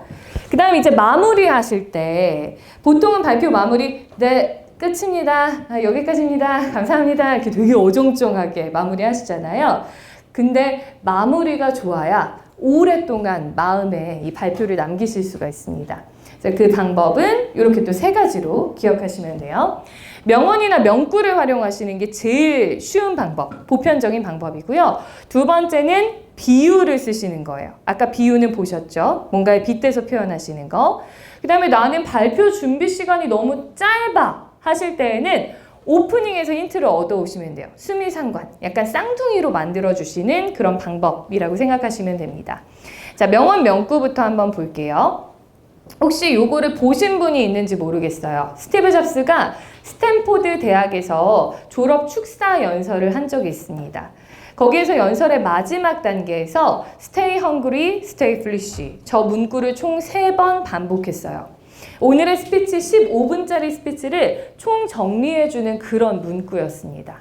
자, 이런 식으로 유명한 문구나 명언들을 따와서 마지막에 넣어주시는 거. 이게 하나의 마무리 방법이 될 수 있어요. 그래서 왜 우리 특강 강사들이나 강의들 듣다 보면은 마지막 장표에 독수리 날아가고 명언 하나 떠 있고 이런 식으로 마무리 대부분 하잖아요. 아, 이게 가장 일반적인 마무리구나 라고 생각하시면 됩니다. 그 다음에 두 번째 방법은 비유를 활용하시는 건데요. 이렇게 쓰시면 돼요. 자, 화면에 보시면 지금 사자가 얼룩말을 열심히 쫓아가고 있습니다. 이렇게 육식동물이 초식동물 사냥에 성공할 확률 몇 % 정도 된다고 생각하세요? 10%? 되게 부정적으로 보시네요. 10%밖에 못 잡아먹을 거다 생각하셨는데 저는 얘네를 볼 때 얘네가 힘도 세고 달리기도 빠르니까 한 70%, 80%는 잡아먹지 않을까 생각을 했어요. 근데 동물의 왕국을 보니까 25% 정도밖에 성공하지 못한다고 합니다. 왜 그럴까 궁금했어요. 얘네는 그냥 나 오늘 한 끼 배를 채우기 위해서 달립니다. 근데 얘는 어때요? 살기 위해서. 맞아요. 나 오늘 잡히면 뒤진다라는 생각으로 진짜 열심히 달립니다. 저는 이게 간절함의 차이라고 생각을 해요. 내가 가지고 있는 능력, 다른 사람보다 좀 부족할 수 있습니다. 하지만 내가 꿈에 대한 간절함이 있다면 그 누구도 따라잡지 못할 엄청난 힘이 생긴다고 생각해요. 여러분도 간절한 마음으로 여러분의 미래를 적극적으로 준비해 나가시기 바랍니다. 자, 이게 비유를 활용한 마무리. 그럼 훨씬 더 멋있어지죠. 그냥 여러분 열심히 하세요. 간절한 마음으로 하시면 할 수 있어요. 이렇게 얘기하는 것보다 비유를 활용하면 오래 남습니다. 자, 그다음 마지막 방법이 이제 시간이 좀 짧을 때, 아주 그 클로징이 생각이 나지 않을 때 활용하실 수 있는 방법. 제가 오프닝에서 이런 질문을 던졌는데 혹시 답을 얻으셨나요? 이런 식으로 오프닝에서 힌트를 얻어서 클로징이랑 쌍둥이로 만들어주는 그런 방법도 있습니다. 이렇게 다양한 방법들을 활용해서 오프닝 클로징까지 멋들어지게 붙여주시면은 발표 내용은 완성이 되고요. 그 다음에 내용은 좋다 하더라도 우리가 앞에 나와서 이야기하는 게 굉장히 힘들잖아요. 그래서 발표를 연출하는 방법에 대해서 마지막으로 좀 설명을 드리도록 할게요. 자, 발표 연출하실 때는 우리 몸짓 이렇게 크게 5가지 정도만 신경을 쓰시면 됩니다. 기본적인 자세를 어떻게 할 거냐, 시선 처리는 어떻게 해야 되냐, 그 다음에 제스처, 손을 보통 어떻게 쓸지 모르시는데 요거 어떻게 해야 되냐, 그리고 동선 이동, 뭐 표정 짓는 거, 요 정도 생각하시면 돼요. 먼저 기본 자세부터 보도록 할게요. 자, 화면을 보시면 왼쪽에 있는 남자 어떤 느낌 드시나요? 긴장한 듯한 느낌이 든다. 소심하고 소극적인 느낌이 든다. 보통 비슷하게 느끼실 거예요. 자, 왜 그럴까 보면 우리가 앞에 나오면 나도 모르게 움츠리는 자세를 많이 하게 됩니다. 손을 모으게 돼요. 이게 사람들의 일반적인 습관이에요. 뭔가 낯선 곳에 있고 나를 보호하고 싶으면 몸을 자꾸 웅크리게 됩니다. 내 안으로 보호를 하기 위해서. 근데 특히나 가장 자신 없어 보이는 포즈는 손을 모은 상태에서 허리 아래로 떨어지는 자세예요. 요거. 벌 서고 있는 듯한 느낌이 들죠. 그래서 손을 모으는 게 편하다 싶으신 분들은 허리 위쪽으로만 모아주셔도 한결 느낌이 나아지실 거예요. 그래서 손을 모은 채로 아래로 떨어지는 건 좀 피해주자라는 거 생각해 주시고, 그 다음에 이 여자분은 어떤 느낌 드세요? 팔짱을 끼고 있는 모습? 적대적이에요. 맞아요. 뭔가 상대방을 쳐내고 있는 듯한 느낌, 좀 거만한 느낌이 드실 거예요. 실제로 교수님들 보면 이런 분들 많죠. 팔짱을 끼고 수업을 하신다거나 뒷짐을 진다거나 주머니에 손을 넣고 수업을 진행하신다거나, 이게 카리스마 있는 모습을 연출하는 데는 도움이 됩니다. 그런데 문제는 뭐냐면은 다소 거만해 보일 수 있다라는 거예요. 우리가 악수를 하는 이유는 예전부터 나는 무기를 가지고 있지 않아요. 너를 해칠 생각이 없어. 나를 믿어도 좋아. 라는 의미로 악수가 시작이 됐대요. 그래서 발표를 하거나 이야기를 할 때 내 손을 자꾸 보여주는 건 상대에게 신뢰와 편안함을 주는데 도움이 된다고 합니다. 그런데 팔짱을 끼거나 뒷짐을 지거나 주머니에 손을 넣는 건 내 손을 감추는 행위죠. 그렇기 때문에 부정적인 이미지를 연출할 수 있다라는 거 생각하셔야 돼요. 그래서 되도록이면 손은 꺼내서 보여준다라고 생각을 해주시고요. 그 다음 기본적으로 발표하실 때 발과 다리. 자, 남자분들은 다리를 어느 정도 벌려주시면 좋을까요? 어느 정도 벌리세요? 여기 남학생. 그냥 어깨 넓이만큼 벌려. 어깨 넓이만큼? 보통 많이 나오는 답이 어깨 너비인데요. 그러면은 강다니엘 같은 애는 이렇게 쪽 벌리고 서야 되잖아요. 그래서 일반적으로는 골반 너비 정도라고 생각을 하시면은 좀 안정적으로 보일 것 같아요. 그래서 남자분들의 경우에는 골반 너비 정도 다리를 벌린다. 그래서 일자로 딱 둔다 생각하시고, 여자분들의 경우에는 일자로 두셔도 괜찮지만 가장 보기에 안정적으로 예뻐 보이는 자세는 한쪽 발은 청중에게 향하게 둬요. 그리고 한쪽 발은 뒤에다가 이렇게 붙여주시는 이 자세가 가장 단정해 보이기는 합니다. 여학생들의 경우에는. 그리고 이게 너무 불편하다, 다리가 난 안 붙어 하실 때는 약간 간격을 두시고 이 자세로 서서 이야기를 하셔도 괜찮아요. 자, 그 다음 상반신. 상반신은 일단 요걸 기억하셔야 돼요. 청중을 향하게 두는 게 좋다. 그러니까 너무 뻣뻣하게 서서 이야기를 하시면은요, 어색해 보이죠? 로봇 같아 보여요. 그래서 청중 쪽으로 몸을 살짝 기울이면서 얘기한다 생각하시면은 훨씬 더 자연스러운 느낌을 주실 수가 있고요. 이제 간혹가다 중년의 남성분들이 많이 취하시는 자세가 이렇게 서 계세요. 이렇게. 한 번씩 벨트 올리고 막 이러고 계시잖아요. 근데 청중으로부터 멀어지는 상반신은 좋은 느낌을 안 주는구나. 오히려 앞쪽으로 조금 기울여 주시는 게 더 좋다 생각하시면 될 것 같아요. 자, 그 다음에 세 번째, 손과 팔 같은 경우에는 아까 말씀드린 것처럼 몸통에 팔이 너무 붙게 되면은 소심해 보여요. 그렇기 때문에 팔하고 몸통 사이에 약간 틈을 주시는 게 훨씬 더 자연스럽게 자신감 있게 보입니다. 이 정도로 공간을 주시는 게 더 좋다라는 거. 그 다음에 마이크 잡으실 때는 우리나라 사람들은 노래방을 좋아하죠. 그래서 이렇게 잡으시는 분들 계세요. 근데 이거는 하울링도 심해지고 좋은 자세가 아니에요. 그래서 마이크는 헤드를 잡으시지 말고 여기 몸통을 잡는다. 바디 부분을 잡는다라고 생각하셔야 되고, 그다음에 바디를 잡을 때도 왜 이렇게 잡으시는 분들 많죠. 손가락 사이에 간격이 없으면 쫄아 보여요. 그래서 손가락과 손가락 사이에 약간 틈을 주고 여유롭게 마이크를 잡아주시면 좋을 것 같습니다. 그리고 왜 턱에 붙이고 얘기하시는 분들도 많이 있잖아요. 이것도 안 좋은 자세죠. 마이크하고 내 입술 사이의 간격은 주먹 하나 정도 들어갈 정도 공간을 살짝 주시는 게 좋습니다. 그게 안정적으로 보일 거예요. 그래서 기본 자세는 이렇게 지켜주시고, 그 다음에 말씀드리고 싶은 거는 시선 처리입니다. 자, 퍼블릭 스피치를 잘 하시기 위해서 머릿속에 꼭 담아둬야 하는 메시지는 뭐냐면요, 발표의 핵심은 쌍방향 커뮤니케이션이라는 거예요. 즉, 내가 앞에 나와서 여기 뭐 50명, 60명, 100명의 사람들과 이야기를 한다 하더라도 나 혼자 이 사람들 단체한테 대고 얘기하는 것이 아니라 1대1로 주고받는 커뮤니케이션이라는 겁니다. 그렇기 때문에 시선 처리를 어정쩡하게 두시면 안 돼요. 보통 이런 식으로 허공에다 시선을 두고 얘기하시는 분들이 많은데 그럼 발표의 효과가 현저하게 떨어집니다. 1대1로 한 사람씩 눈을 맞추면서 이야기한다고 생각하셔야 돼요. 그럴 때 몰입도가 확 올라가게 되고요. 메시지 전달력이 좋아지게 돼요. 그래서 시선 처리를 어떻게 하셔야 되는지 정리를 좀 해드릴게요. 먼저 첫 번째, 발표를 시작할 때 시선 처리를 어떻게 하느냐. 많은 사람들은 발표를 시작할 때 이렇게 하십니다. 무대에 등장하면서 안녕하세요, 안녕하세요, 안녕하세요 이렇게 시작하세요. 그럼 자신이 없어 보이죠. 일단 무대에 올라오시면은 이 원칙을 기억하셔야 돼요. Look, Smile, Talk의 원칙. 가장 멀리 있는 사람을 딱 쳐다봐 주시는 거예요. 그리고 미소를 짓고 네, 안녕하십니까, 누구누구입니다 하고 고개 숙였다가 일어나면서 발표를 시작하시는 겁니다.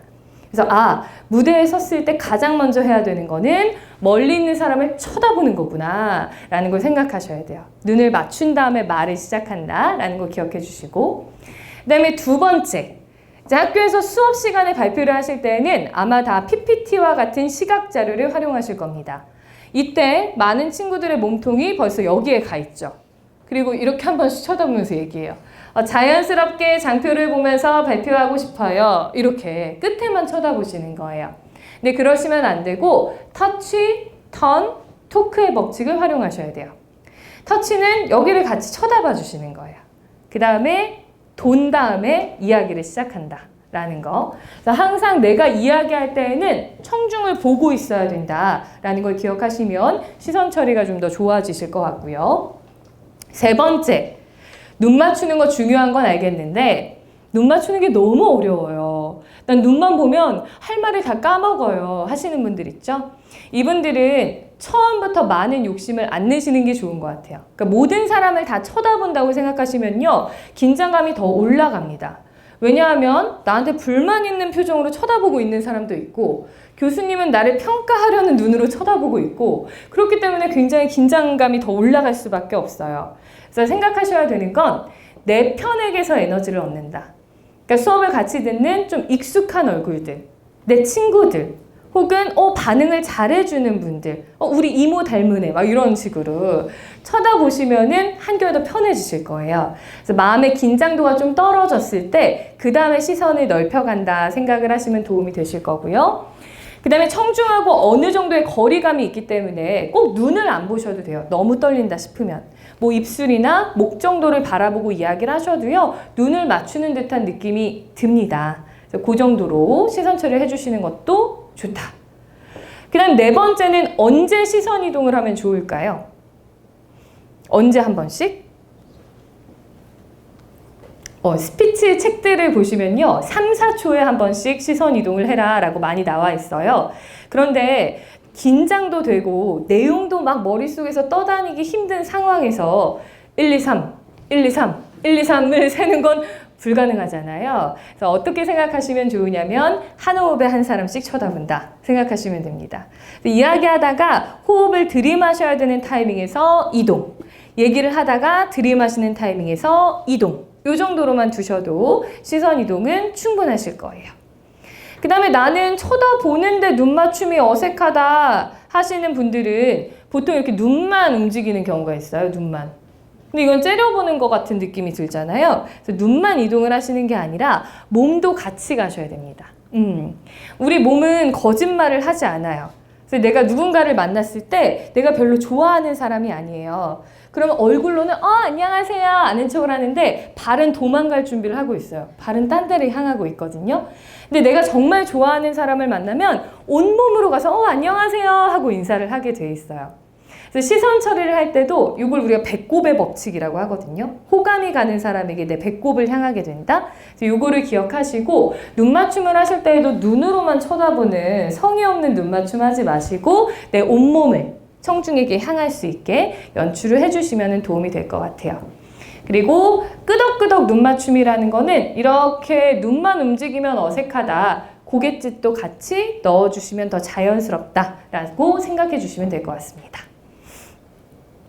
자, 지금 보시는 건 이제 제가 아까 한 호흡에 한 번씩 시선 이동이 된다고 말씀을 드렸는데 그 타이밍, 감을 익혀보는 시간을 가질 거예요. 그래서 보시면 이렇게 표시되어 있는 부분에서 시선 이동이 일어난다 생각하시면 됩니다. 같이 읽어보면서 느낌을 느껴볼게요. 자, 안녕하세요부터 같이 큰 소리로 읽어주세요. 시작!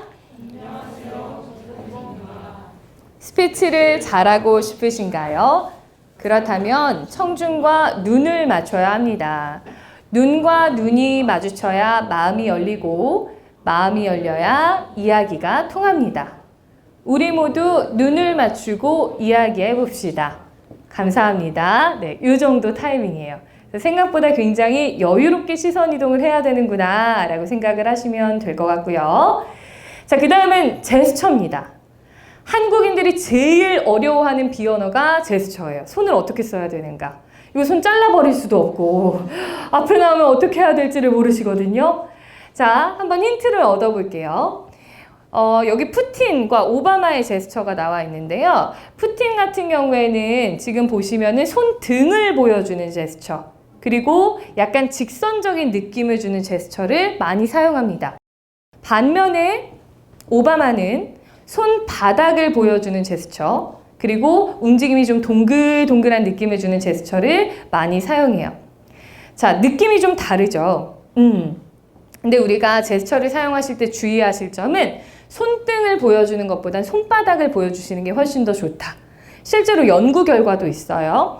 자, 그냥 느낌으로만 느껴보셔도 됩니다. 제가 발표 좀 해주실래요? 손가락으로 가리키면 빈정상하죠. 제가 왜 저래 싶잖아요. 그리고 제가 발표 좀 해주실래요? 손등을 갖다 대면 내가 개야 싶잖아요. 이렇게 손바닥을 보여줄 때 정중한 느낌이 들죠. 마찬가지입니다. 화면을 가리키실 때도 여기 좀 보실래요?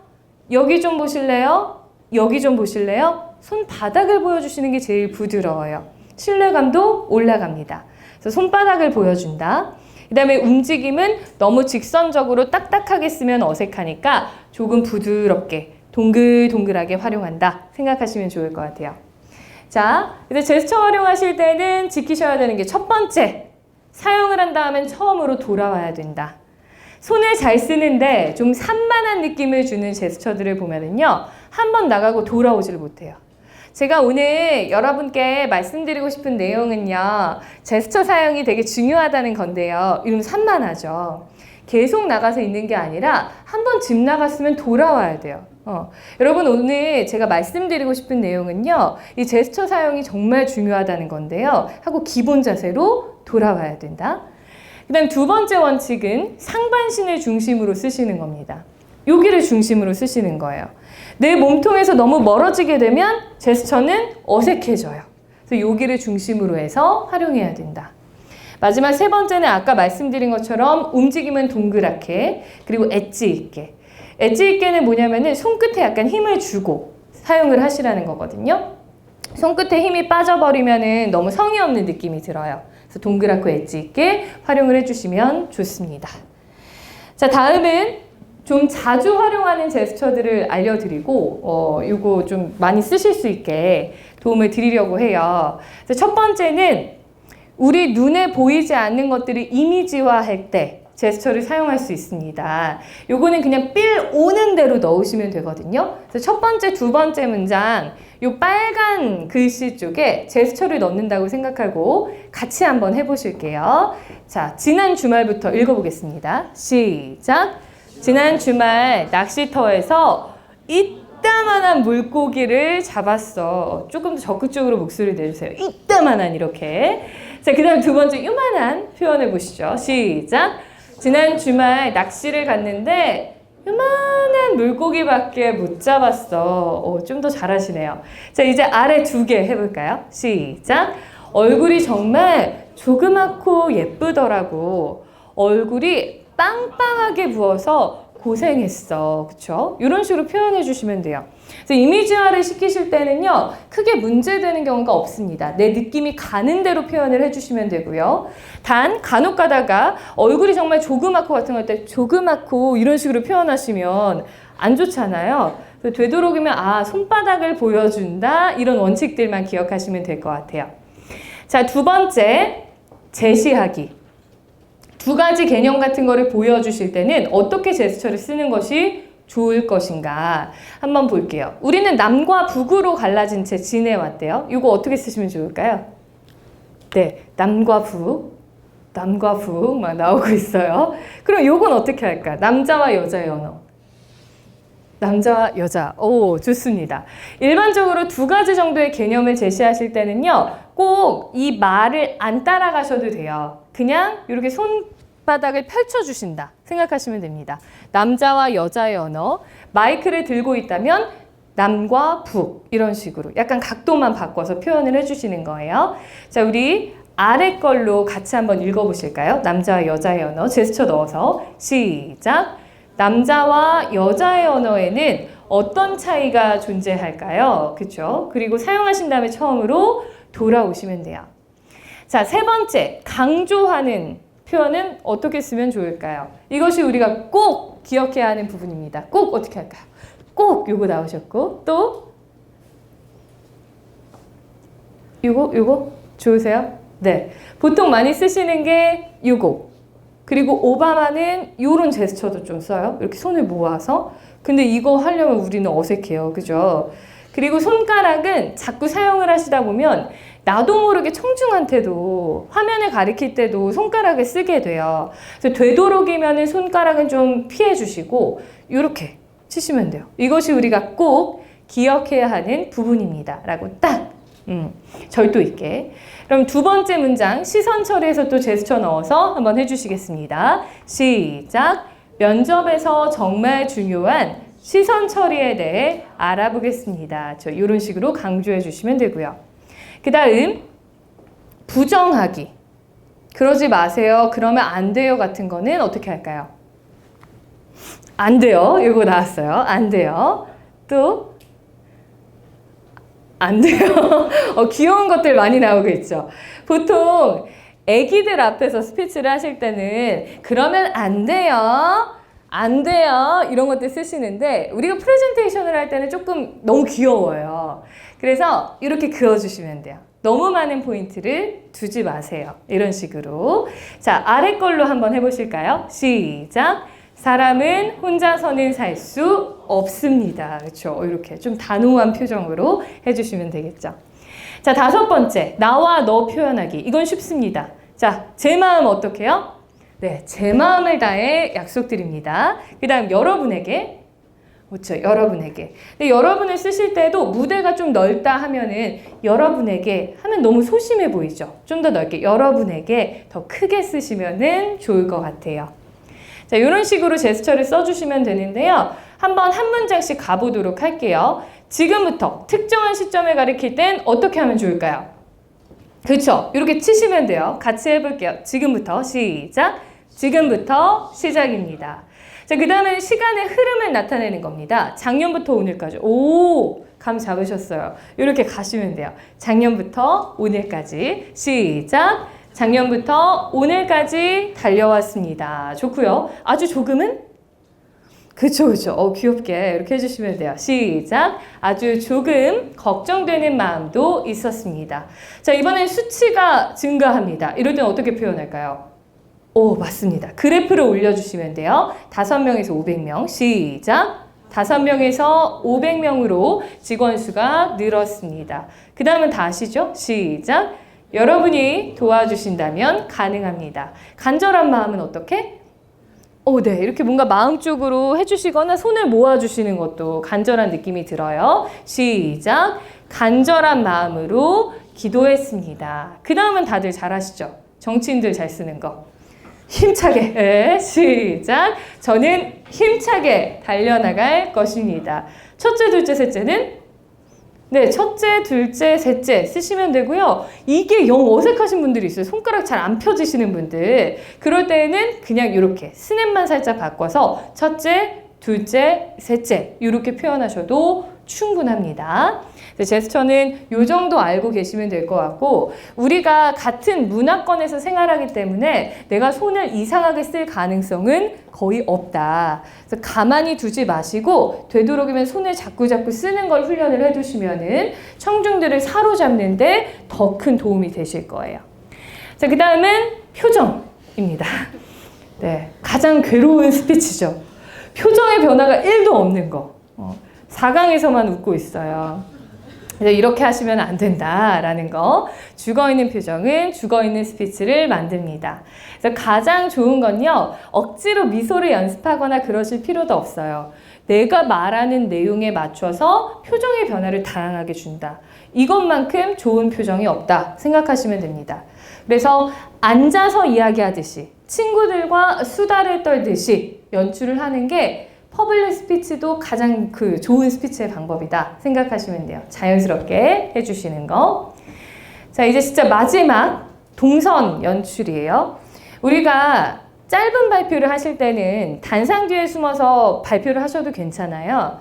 그런데 지금처럼 저도 1시간 반을 떠드는데 여기에서만 계속 얘기한다고 생각해 보세요. 저도 다리 아프고 듣는 분들도 힘드시겠죠. 그래서 한 번씩 이동을 주셔야 되는데 계속해서 움직이면서 얘기하면은요, 이거는 제 움직이는 것만 보이고 내용이 안 들어와요. 그래서 언제 어떻게 이동해야 되는지 말씀을 좀 드릴게요. 먼저 첫 번째는 내용을 강조하고 싶을 때 한 번씩 이동을 주시는 거예요.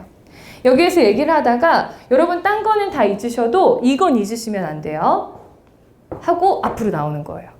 그래서 뭔가 내용을 강조하고 싶으실 때는 수직 이동, 살짝 앞으로 이동을 한다거나 살짝 뒤로 빠진다거나 하는 식으로 연출을 해주시면 좋고요. 그 다음 두 번째는 내용이 바뀔 때, 그때도 이동을 주시면 좋아요. 자, 예를 들어 내가 과거의 얘기를 막 하고 있었어요. 근데 제가 그렇게 열심히 노력을 해서 어떻게 됐냐면요. 현재 이런 변화를 얻게 됐습니다. 이런 식으로 과거에서 현재로 넘어올 때 이동했죠. 이럴 때는 약간 수평 이동, 옆쪽으로 이동해 주시면. 그 다음에 마지막은 아마 교수님들이 많이 쓰실 방법. 청중이 집중하지 않을 때. 여기서 막 얘기하다 보니까 얘는 잘 듣는데 저기에서 쟤네가 딴짓하는 것 같으면 살짝 이동을 주시는 거예요. 그러면 이렇게 고개 들죠. 그래서 그런 식으로 집중력이 떨어진다 싶을 때 한 번씩 이동을 주시는 것도 좋은 방법이 될 수 있어요. 자, 주의하실 거는 뭐냐면요. 우리 연극 같은 거를 본다 하더라도 배우들이 연기할 때 보면 오늘 날씨가 정말 좋다. 움직이면서 말하지 않아요. 오늘 날씨 너무 좋다. 이런 식으로 하거든요. 움직임을 먼저 주고 그 다음에 말이 나옵니다. 자, 김상준 씨가 그것이 알고 싶다 진행을 하실 때도 그런데 말입니다. 이건 개그예요. 그렇죠? 근데 이렇게 돈 다음에 그런데 말입니다. 이렇게 나오잖아요. 그래서 선동 후사의 원칙입니다. 움직임을 먼저 주고 그 다음에 말을 뱉으시는 거예요. 움직임하고 말은 약간 어긋나야 훨씬 더 안정적인 느낌이 들어요. 자, 인사를 하실 때도 마찬가지예요. 안녕하십니까, 최란입니다. 하면은 산만해 보여요. 먼저 말부터 나가셔야 돼요, 이거는. 안녕하십니까, 최란입니다. 하고 고개를 숙여야 안녕하십니까 해서 사람들이 집중을 하고 그 다음에 고개를 숙였다 일어날 때 박수가 나옵니다. 약간씩 말하고 행동을 어긋나게 연출한다 생각을 하시면요. 훨씬 더 자연스러운 무대 연출을 하실 수가 있을 거예요. 자, 이렇게 동선까지 모두 보셨습니다. 오늘 내용들이 좀 도움이 되셨나요? 네. 그러면 이제 시간이 지금 1시 반 정도, 28분인데요. 궁금한 거 평소에 있으셨다면 질문을 좀 해주시고 오늘 강의 내용 중에 저거는 좀 이해가 안 간다 싶은 거를 질문해 주셔도 좋습니다. 네. 뭐가 있을까요? 네. 뒤에 굉장히 열심히 들으셨는데. 안녕하세요. 좋은 강연 말씀해 주셔서 정말 감사드리고요. 네. 움직이는 상황에 대해서 몇 가지 하나 질문 드리고 싶은데 네. 움직이는 거리나 아니면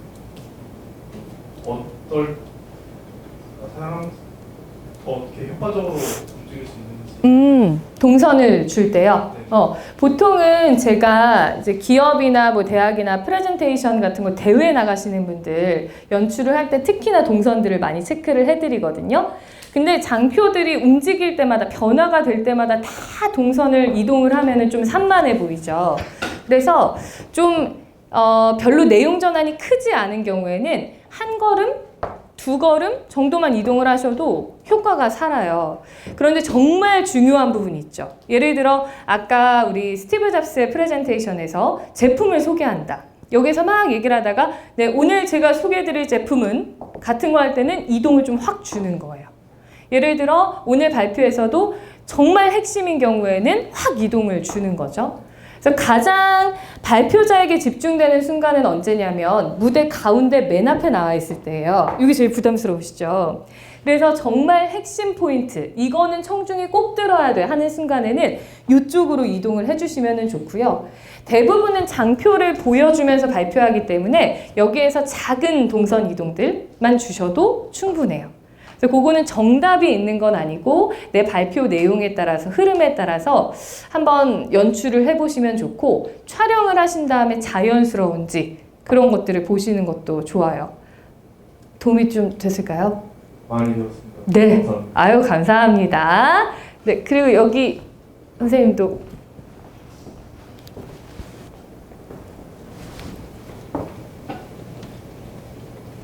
안녕하세요. 개인적인 고민 같은 거는 발표 관련해서 좀 비교하고 싶고요. 네. 저 같은 경우 이제 발표를 하게 되면 발표가 그 강사님은 그 발표 스피치 스피드가 일관성 있게 쭉 나가는데 저는 이렇게 발표를 하다 보면 스피드가 이렇게 증가되는 식으로 빨라지시죠? 빨라지거나 아니면 또 억양이 좀 올라가는 경향성이 있거든요. 네. 그런 부분은 어떤 통제를 하실 수 통제를 있는지. 하면 어떤 방법으로 좀 효과적으로 제가 개선할 수 있는 방법. 네, 알겠습니다. 보통 많이 가지시는 문제가 발표하실 때 점점 달려가신다는 거예요. 왜냐하면 우리가 긴장을 하게 되면 호흡이 뜨고 가빠지면서 점점점 말의 속도가 빨라지거든요. 근데 보편적으로 그거는 다들 가지고 있으신 문제일 거고 저 역시도 강의를 하는 초반에는 많이 겪던 문제였어요. 그래서 요거는 마인드 컨트롤을 하고 끊임없이 연습을 하시는 방법밖에 없을 것 같은데 말의 속도를 늦추시는 방법은 입의 모양을 조금 더 정확하게 내려고 신경을 쓰시는 거예요. 우리가 막 말을 하다 보면 그냥 내 습관대로 입을 많이 안 열고 막 이야기를 하게 되거든요. 그런데 조금 내 말의 속도가 빨라졌구나 라고 느껴질 때 입을 좀 더 크게 정확하게 연출한다 생각하시면 말의 속도가 좀 잡히는데 도움이 되실 거고요. 그 다음에 요 내용별로 뭐 내용을 강조하고 싶을 때 전환될 때 지금 3가지 내용이 나오잖아요. 다른 내용으로 전환이 될 때 조금 더 길게 쉼을 주시는 거, 쉼을 좀 길게 쓰시는 것도 하나의 방법이 될 수 있을 것 같아요. 그래서 그런 식으로 좀 통제를 해주시는 게 좋고요. 목소리 톤이 자꾸 뜨시는 것도 역시 긴장감하고 관련이 밀접하게 있어요. 그래서 저는 항상 연습을 할 때 톤 낮게, 천천히 이런 것들을 방송할 때도 늘 써놓고서는 했었거든요. 그래서 평소에 리허설을 하실 때 중간중간 원고에다가 내 의식을 자꾸 깨울 수 있는 그런 멘트들을 좀 작성을 해두시고 하시면 도움이 되지 않을까 싶습니다. 네. 네. 오, 진짜 질문이 이렇게 많이 나오는 학교는 처음이에요. 좋네요. 안녕하세요. 저는 그 30분 이상 정도의 긴 발표를 할 때 네. 이제 내용이 기억이 나야 하잖아요. 네. 물론 장표의 도움을 받을 수 있겠지만 네. 너무 길어지면은 계획했던 거와 달리 내용을 기억하는 데 어려움이 있는데 이럴 때는 어떻게 준비를 하는 게 도움이 되는지 질문 드리고 싶습니다. 보통 전공 발표로 이야기를 하실 때 그런가요? 예, 맞습니다. 예를 보더라도 잘 내용이 떠오르지 않으시나요? 만약에 PPT를 긴 발표면은 한 10분 단위로 3개 정도로 나눈다 하더라도 네. 이제 한쪽 첫 번째 세 파트 중에 첫 파트를 설명하고 나서 다음 파트로 넘어갈 때 첫 파트에서 너무 힘을 빼서 그런지 좀 다음 파트에서 내용들이 헤매게 되는. 네, 헤매게 되는 순간이 있습니다. 스크립트를 작성하세요? 발표하실 때? 준비하실 때? 네. 그러면은 그거대로 생각이 안 나시는 거죠? 내가 써본 대로. 대본을 뭐 완벽하게 다 쓰는 게 아니고 일부 정도만 써놓는데 그 대본만 이제 생각이 나는 그런 경우가 발생하더라고요. 보통은 내용이 잘 기억이 안 나시는 분들 스크립트를 작성을 하고 그거를 암기하기 때문에 어려워하시는 분들이 많거든요. 그래서 오늘 제가 알려드린 대로 뭐 3가지로 폴더화를 시키고 뭐 2가지식으로 얘기한 다음에 보충 설명을 넣고 이런 식으로 발표의 개요를 짜서 개요의 흐름을 넣고 얘기하는 거를 훈련을 하시면 조금 멘트를 까먹어서 헤매시는 거는 많이 줄이실 수 있을 거예요.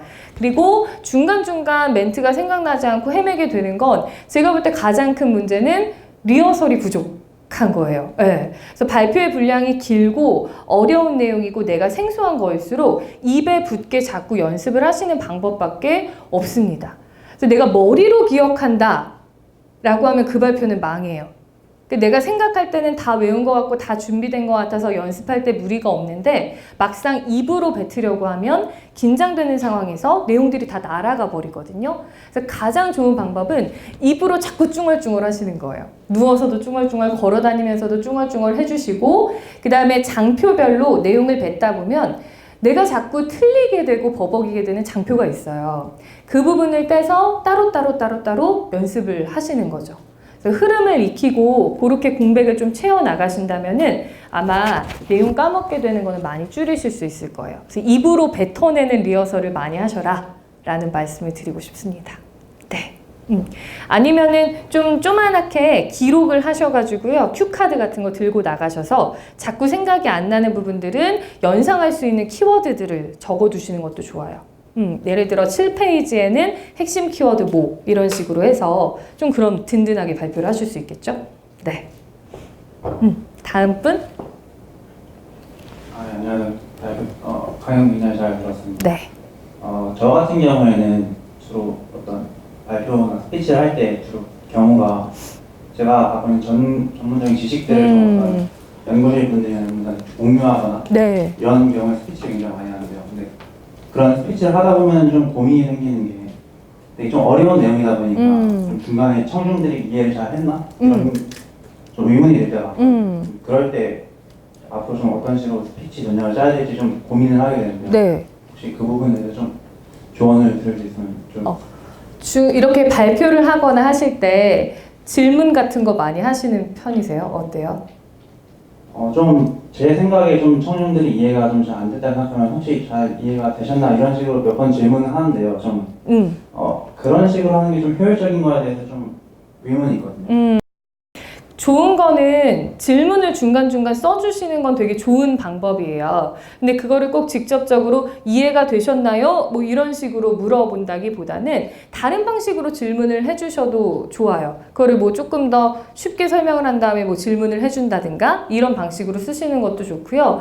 질문이 좀 딱딱한 자리에서는 물어보고 답하기가 어려울 수 있잖아요. 그럴 때는 질문에는 두 가지 방법이 있습니다. 첫 번째는 상대방으로부터 반응을 얻는 질문들이 있어요. 손 들어 주실래요? 답해 주실래요? 얘기해 주실래요? 근데 이런 질문을 꼭 쓰지 않으셔도 여러분은 이것에 대해서 어떻게 생각하십니까? 제 생각은 이렇습니다. 라든가 이 부분이 좀 어려운 부분인데 이해가 되셨나요? 조금 더 쉽게 설명하자면 이렇습니다. 라든가 자문자답식으로 질문을 활용하시는 것도 좋거든요. 그런 식으로 활용을 해보시는 것도 좋을 것 같고 발표가 보통 어떤 형식으로 이루어지는지는 제가 정확하게 몰라서 딱 조언을 드리기 어렵지만은 제가 활용하는 방법은 이런 거예요. 중간중간 자꾸 뭔가를 할 수 있게 넣어주는 거죠. 그러니까 예를 들어 비유를 설명을 했다면 비유를 활용해서 뭔가를 두 분씩이라도 짝지어서 얘기할 수 있게 한다거나 생각해 볼 수 있게 한다거나 이런 식의 활동들을 좀 넣어서 이해도를 높여드리는 거. 그리고 되도록이면 아까 제가 말씀드린 것처럼 쉬운 용어를 사용하시고 비유를 활용하시고 해서 되도록이면 내 설명이 조금 더 쉽게 먹힐 수 있게 하시는 거. 그게 좋지 않을까 싶어요. 네. 네. 네. 감사합니다. 감사합니다. 네, 사소한 질문일 수 있는데 네. 보통 발표를 할 때 한 손에 그 마우스 포인터를 들고 하시잖아요. 네. 들고 계신 것처럼. 그래서 그거를 클릭해가지고 화면을 넘길 때 제스처를 그 화면 넘기는 걸 이렇게 들고 이렇게 하는 게 좋을지 아니면 관객들이 못 보게 몰래 이렇게 넘기는 게 좋을지 그게 좀 궁금해가지고. 네, 요거를 이제 리모컨처럼 쓰시는 분들 많죠, 이렇게. 근데 굳이 안 그래도 넘어가잖아요. 그래서 가장 좋은 거는 자연스럽게 넘기시는 거가 좋은 것 같아요. 그냥 손에 주시고 편하신 대로 넘긴다. 너무 화면 쪽으로 의식하고 넘기실 필요는 없다라는 거. 그렇게 생각하시면 될 것 같습니다. 네. 여기 아까 손 드셨는데 육성으로 질문하셔도 될 것 같은데. 발표하는 상황에서 네. 돌발 상황이 많이 생기잖아요. 네네. 특히 그 듣는 사람의 연령대가 낮을수록 갑자기 자리를 이탈한다거나 네. 아니면 시끄러운 소리를 낸다거나 하는 네. 경우가 생길 수 있겠는데 네. 그런 경우에 대처하는 걸 혹시 연습을 따로 하시는지 궁금합니다. 보통 저기요? 애기들 대상으로 뭐 하실 때 있어요? 어떤 상황이 될지 모르는 게 그런 상황 대처 능력? 네. 상황 대처 능력은 이렇게 생각하시면 될 것 같아요. 그것도 답이 딱 없는데 공연을 하는 개그맨들이 멘트를 까먹었거나 앞에 사람이 소란스러울 때 어떤 매뉴얼이 있는 건 아니잖아요. 근데 걔네가 경험치가 쌓이다 보면은 그걸 뭐라 그러지? 멘트가 생각이 안 나요. 애드립 능력이 키워지는 거죠. 근데 발표도 마찬가지인 것 같아요. 일단은 FM대로 하는 준비를 충분하게 해주시는 게 제일 좋을 것 같고요. 좀 조별로 같이 뭐 진행을 하는 거라면은 여러 가지 상황들을 가정해서 훈련을 해보시는 것도 되게 좋아요. 우리가 메타인지라는 거 많이 들어보셨죠? 상위 인지 능력. 근데 인지 능력은 예를 들어 수학 문제를 풀 때 그냥 수학 문제 하나하나를 푸는 거라면 이 메타인지는 전체적인 시간을 내가 관장하고 이렇게 유동성 있게 쓸 수 있는 능력이잖아요. 발표를 할 때도 이 메타인지 능력이 굉장히 중요해요. 즉 지금 내가 말하고 있는 내용에만 집중을 해 있으시면 안 되고 전체적인 시간도 내가 좀 통제를 할 수 있어야 되고 청중들의 반응도 볼 수 있어야 되고 내가 발표하고 있는 내 모습을 객관적으로 멀리서 볼 수 있는 힘이 중요하거든요. 그게 키워지면 이제 애드립 능력도 좋아지고 상황 대처 능력도 좋아지는 거예요. 근데 요거를 딱 어떤 방법들이 있나요? 라기보다는 자꾸자꾸 발표를 해보시면서 그 능력은 점점 커나가는 것 같아요. 그러니까 처음 발표를 할 때는 내가 발표하는 요 장표 내용을 까먹을까봐 급급했다면 그 다음부터는 점점 뭐 무대 위에서 내 모습을 좀 표정을 이렇게 지어야겠다. 저기서 자꾸 딴짓을 하네. 점점 더 넓게 보이기 시작하시는 거죠. 그래서 그렇게 훈련을 좀 해나가시면 될 것 같고 그 다음에 청중들이 딱 정해져 있다. 주제가 정해져 있다. 거기에서 내가 어떤 능력들을 키워나간다라고 한다면 어린 친구들 같은 경우에는 내가 뭐 목소리 톤을 다양하게 한다든가 아니면 중간중간 스팟을 넣어서 아이들이 놀이처럼 집중할 수 있는 걸 넣는다거나 중간중간 퀴즈를 넣어서 한 번씩 확 몰입을 돋는다거나 이런 식의 장치들을 넣을 수는 있겠죠. 근데 우리가 100% 그거를 딱 이런 일이 일어날 거야 예상해서 대비하는 것은 어렵기 때문에 그 능력은 내가 발표 횟수가 늘어나고 경험이 많아질수록 커질 수 있는 거다 라고 생각을 하시면 좋을 것 같아요. 예를 들어 시간 조절 같은 경우에도 내가 강의를 처음 할 때는 이 분량을 가지고 어떤 때는 40분이 나올 수도 있고 1시간 반이 나올 수도 있고 하잖아요. 근데 점점 이 장표를 그럼 좀 짧게 가져가고 다음 장표를 늘리면 되겠다. 사례를 하나 더 넣으면 되겠다. 이런 상황 통제력은 경험치를 통해서 늘게 되죠. 근데 이거를 위해서는 준비를 1만 하셔서는 안 되고 다르게 활용할 수 있는 사례, 줄인 버전 이런 식으로 다양하게 준비하는 게 초보자한테는 도움이 될 수 있어요. 그래서 입찰 PT 같은 경우에는 굉장히 중요한 프레젠테이션인데 갑자기 시간을 줄이기도 하고 업체 측의 요청으로 막 상황 변수들이 많이 있잖아요. 그렇기 때문에 10분짜리 PT를 준비한다 하더라도 5분 PT도 준비하고 20분 PT도 준비하고 그렇게 준비를 해가실 수 있게 도와드려요. 그러면 상황 대처 능력이 키워지는 거겠죠. 그래서 그렇게 다양한 방식으로 준비를 해보시는 게 좀 도움이 되지 않을까 싶습니다. 네.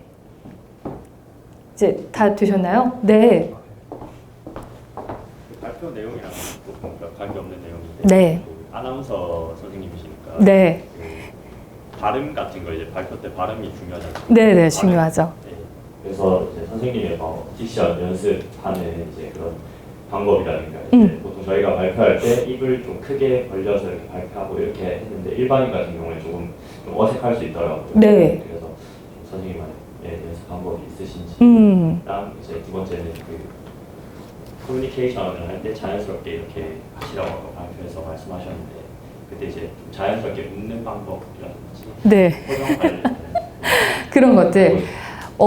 일단 얘기하신 것들이 평소의 습관이 다 굉장히 중요한 것들이에요. 평소에 말을 이렇게 흐리면서 하는데 무대 위에서 정확하게 발음을 하실 수가 없거든요. 우리 말은 모음하고 자음으로 이루어져 있죠.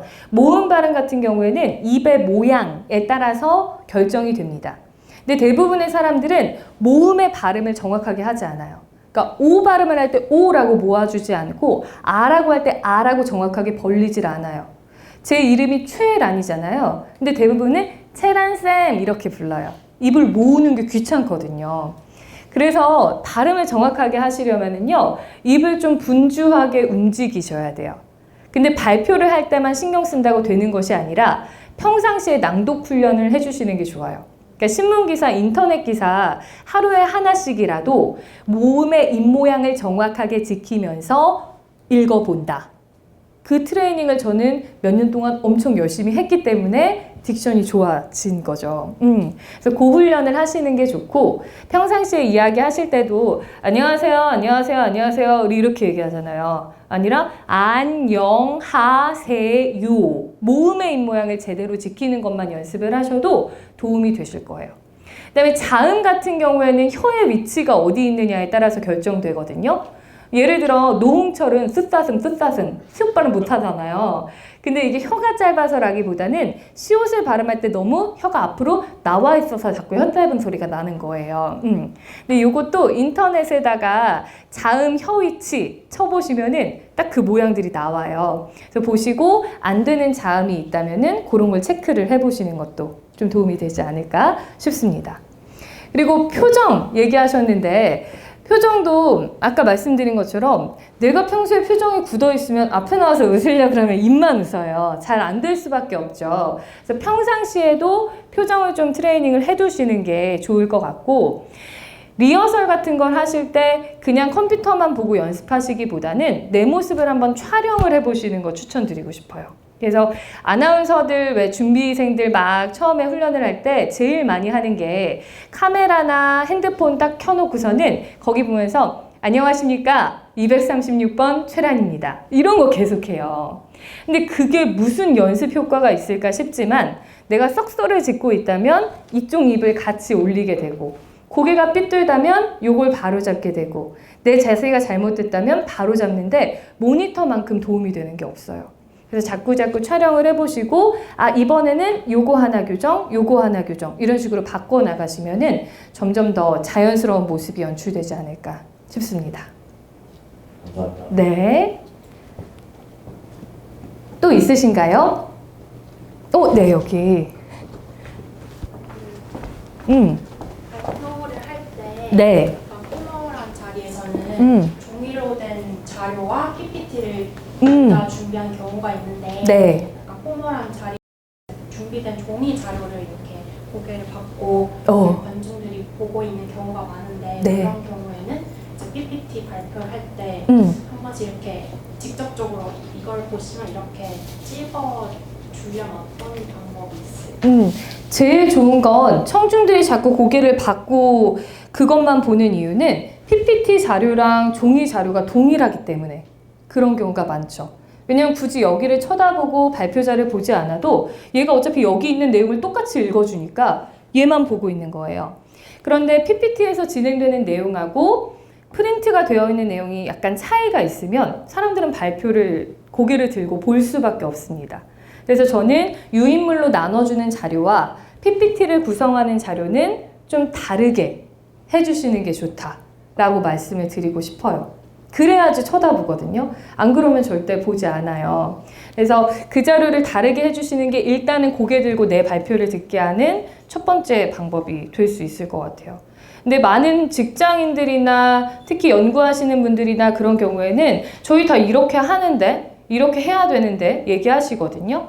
근데 요것만 PPT만 조금 이미지를 조금 더 덧입혀서 간다든가, 호기심을 일으킬 수 있는 것들을 장표를 좀 넣어준다거나 해서 가면은요, 확실히 집중도가 좀 달라져요. 그래서 요거랑 요거를 절대 똑같이 하지 않으시는 거, 그게 방법이 될 수 있지 않을까 싶습니다. 그럼 될까요? 네. 네, 다들 되셨나요? 네, 이렇게 Q&A 시간까지 가져봤고요. 제가 아까 마지막 장표는 명언 명구 말씀드렸죠. 그래서 오늘 저의 클로징도 한번 보여드릴게요. 제가 오늘 들려드리고 싶은 얘기는 꿈은 크게, 목표는 작게 라는 이야기예요. 제가 참 좋아하는 말인데요. 여러분 그 무라카미 하루키 다들 아시죠? 이분이에요, 이분. 근데 이분이 세계적인 작가가 될 수 있었던 비결이 뭐냐라고 물어보니까 이렇게 이야기를 했습니다. 저는 무명 작가일 때부터 하루에 원고지 20매만 채우자라는 저와의 약속을 계속해서 지켜왔어요. 근데 이런 작은 목표들을 위해서 내가 노력을 하다 보니까 세계적인 작가라는 큰 꿈도 이룰 수 있었습니다. 라고 얘기를 했어요. 이게 대학생활에서도 굉장히 중요한 이야기인 것 같고요. 저는 스피치를 잘하고 싶다라는 꿈이 있으시다면 요 얘기가 정말 중요한 얘기가 되지 않을까 싶어요. 그러니까 처음부터 무대 위에서 완벽할 수는 없습니다. 그렇지만 내가 오늘은 목소리 크게 한번 내본다. 오늘은 내용 중간에 헤매는 거 없이 쭉 가본다. 오늘은 제스처 한번 써본다. 이런 식으로 작은 목표들을 가지고 훈련을 해나가신다면 정말 멋진 연사가 되어 있지 않을까 싶어요. 그래서 오늘 배우신 내용들 토대로 해서 앞으로 더 멋진 발표하는 여러분이 되셨으면 좋겠습니다. 수고하셨습니다.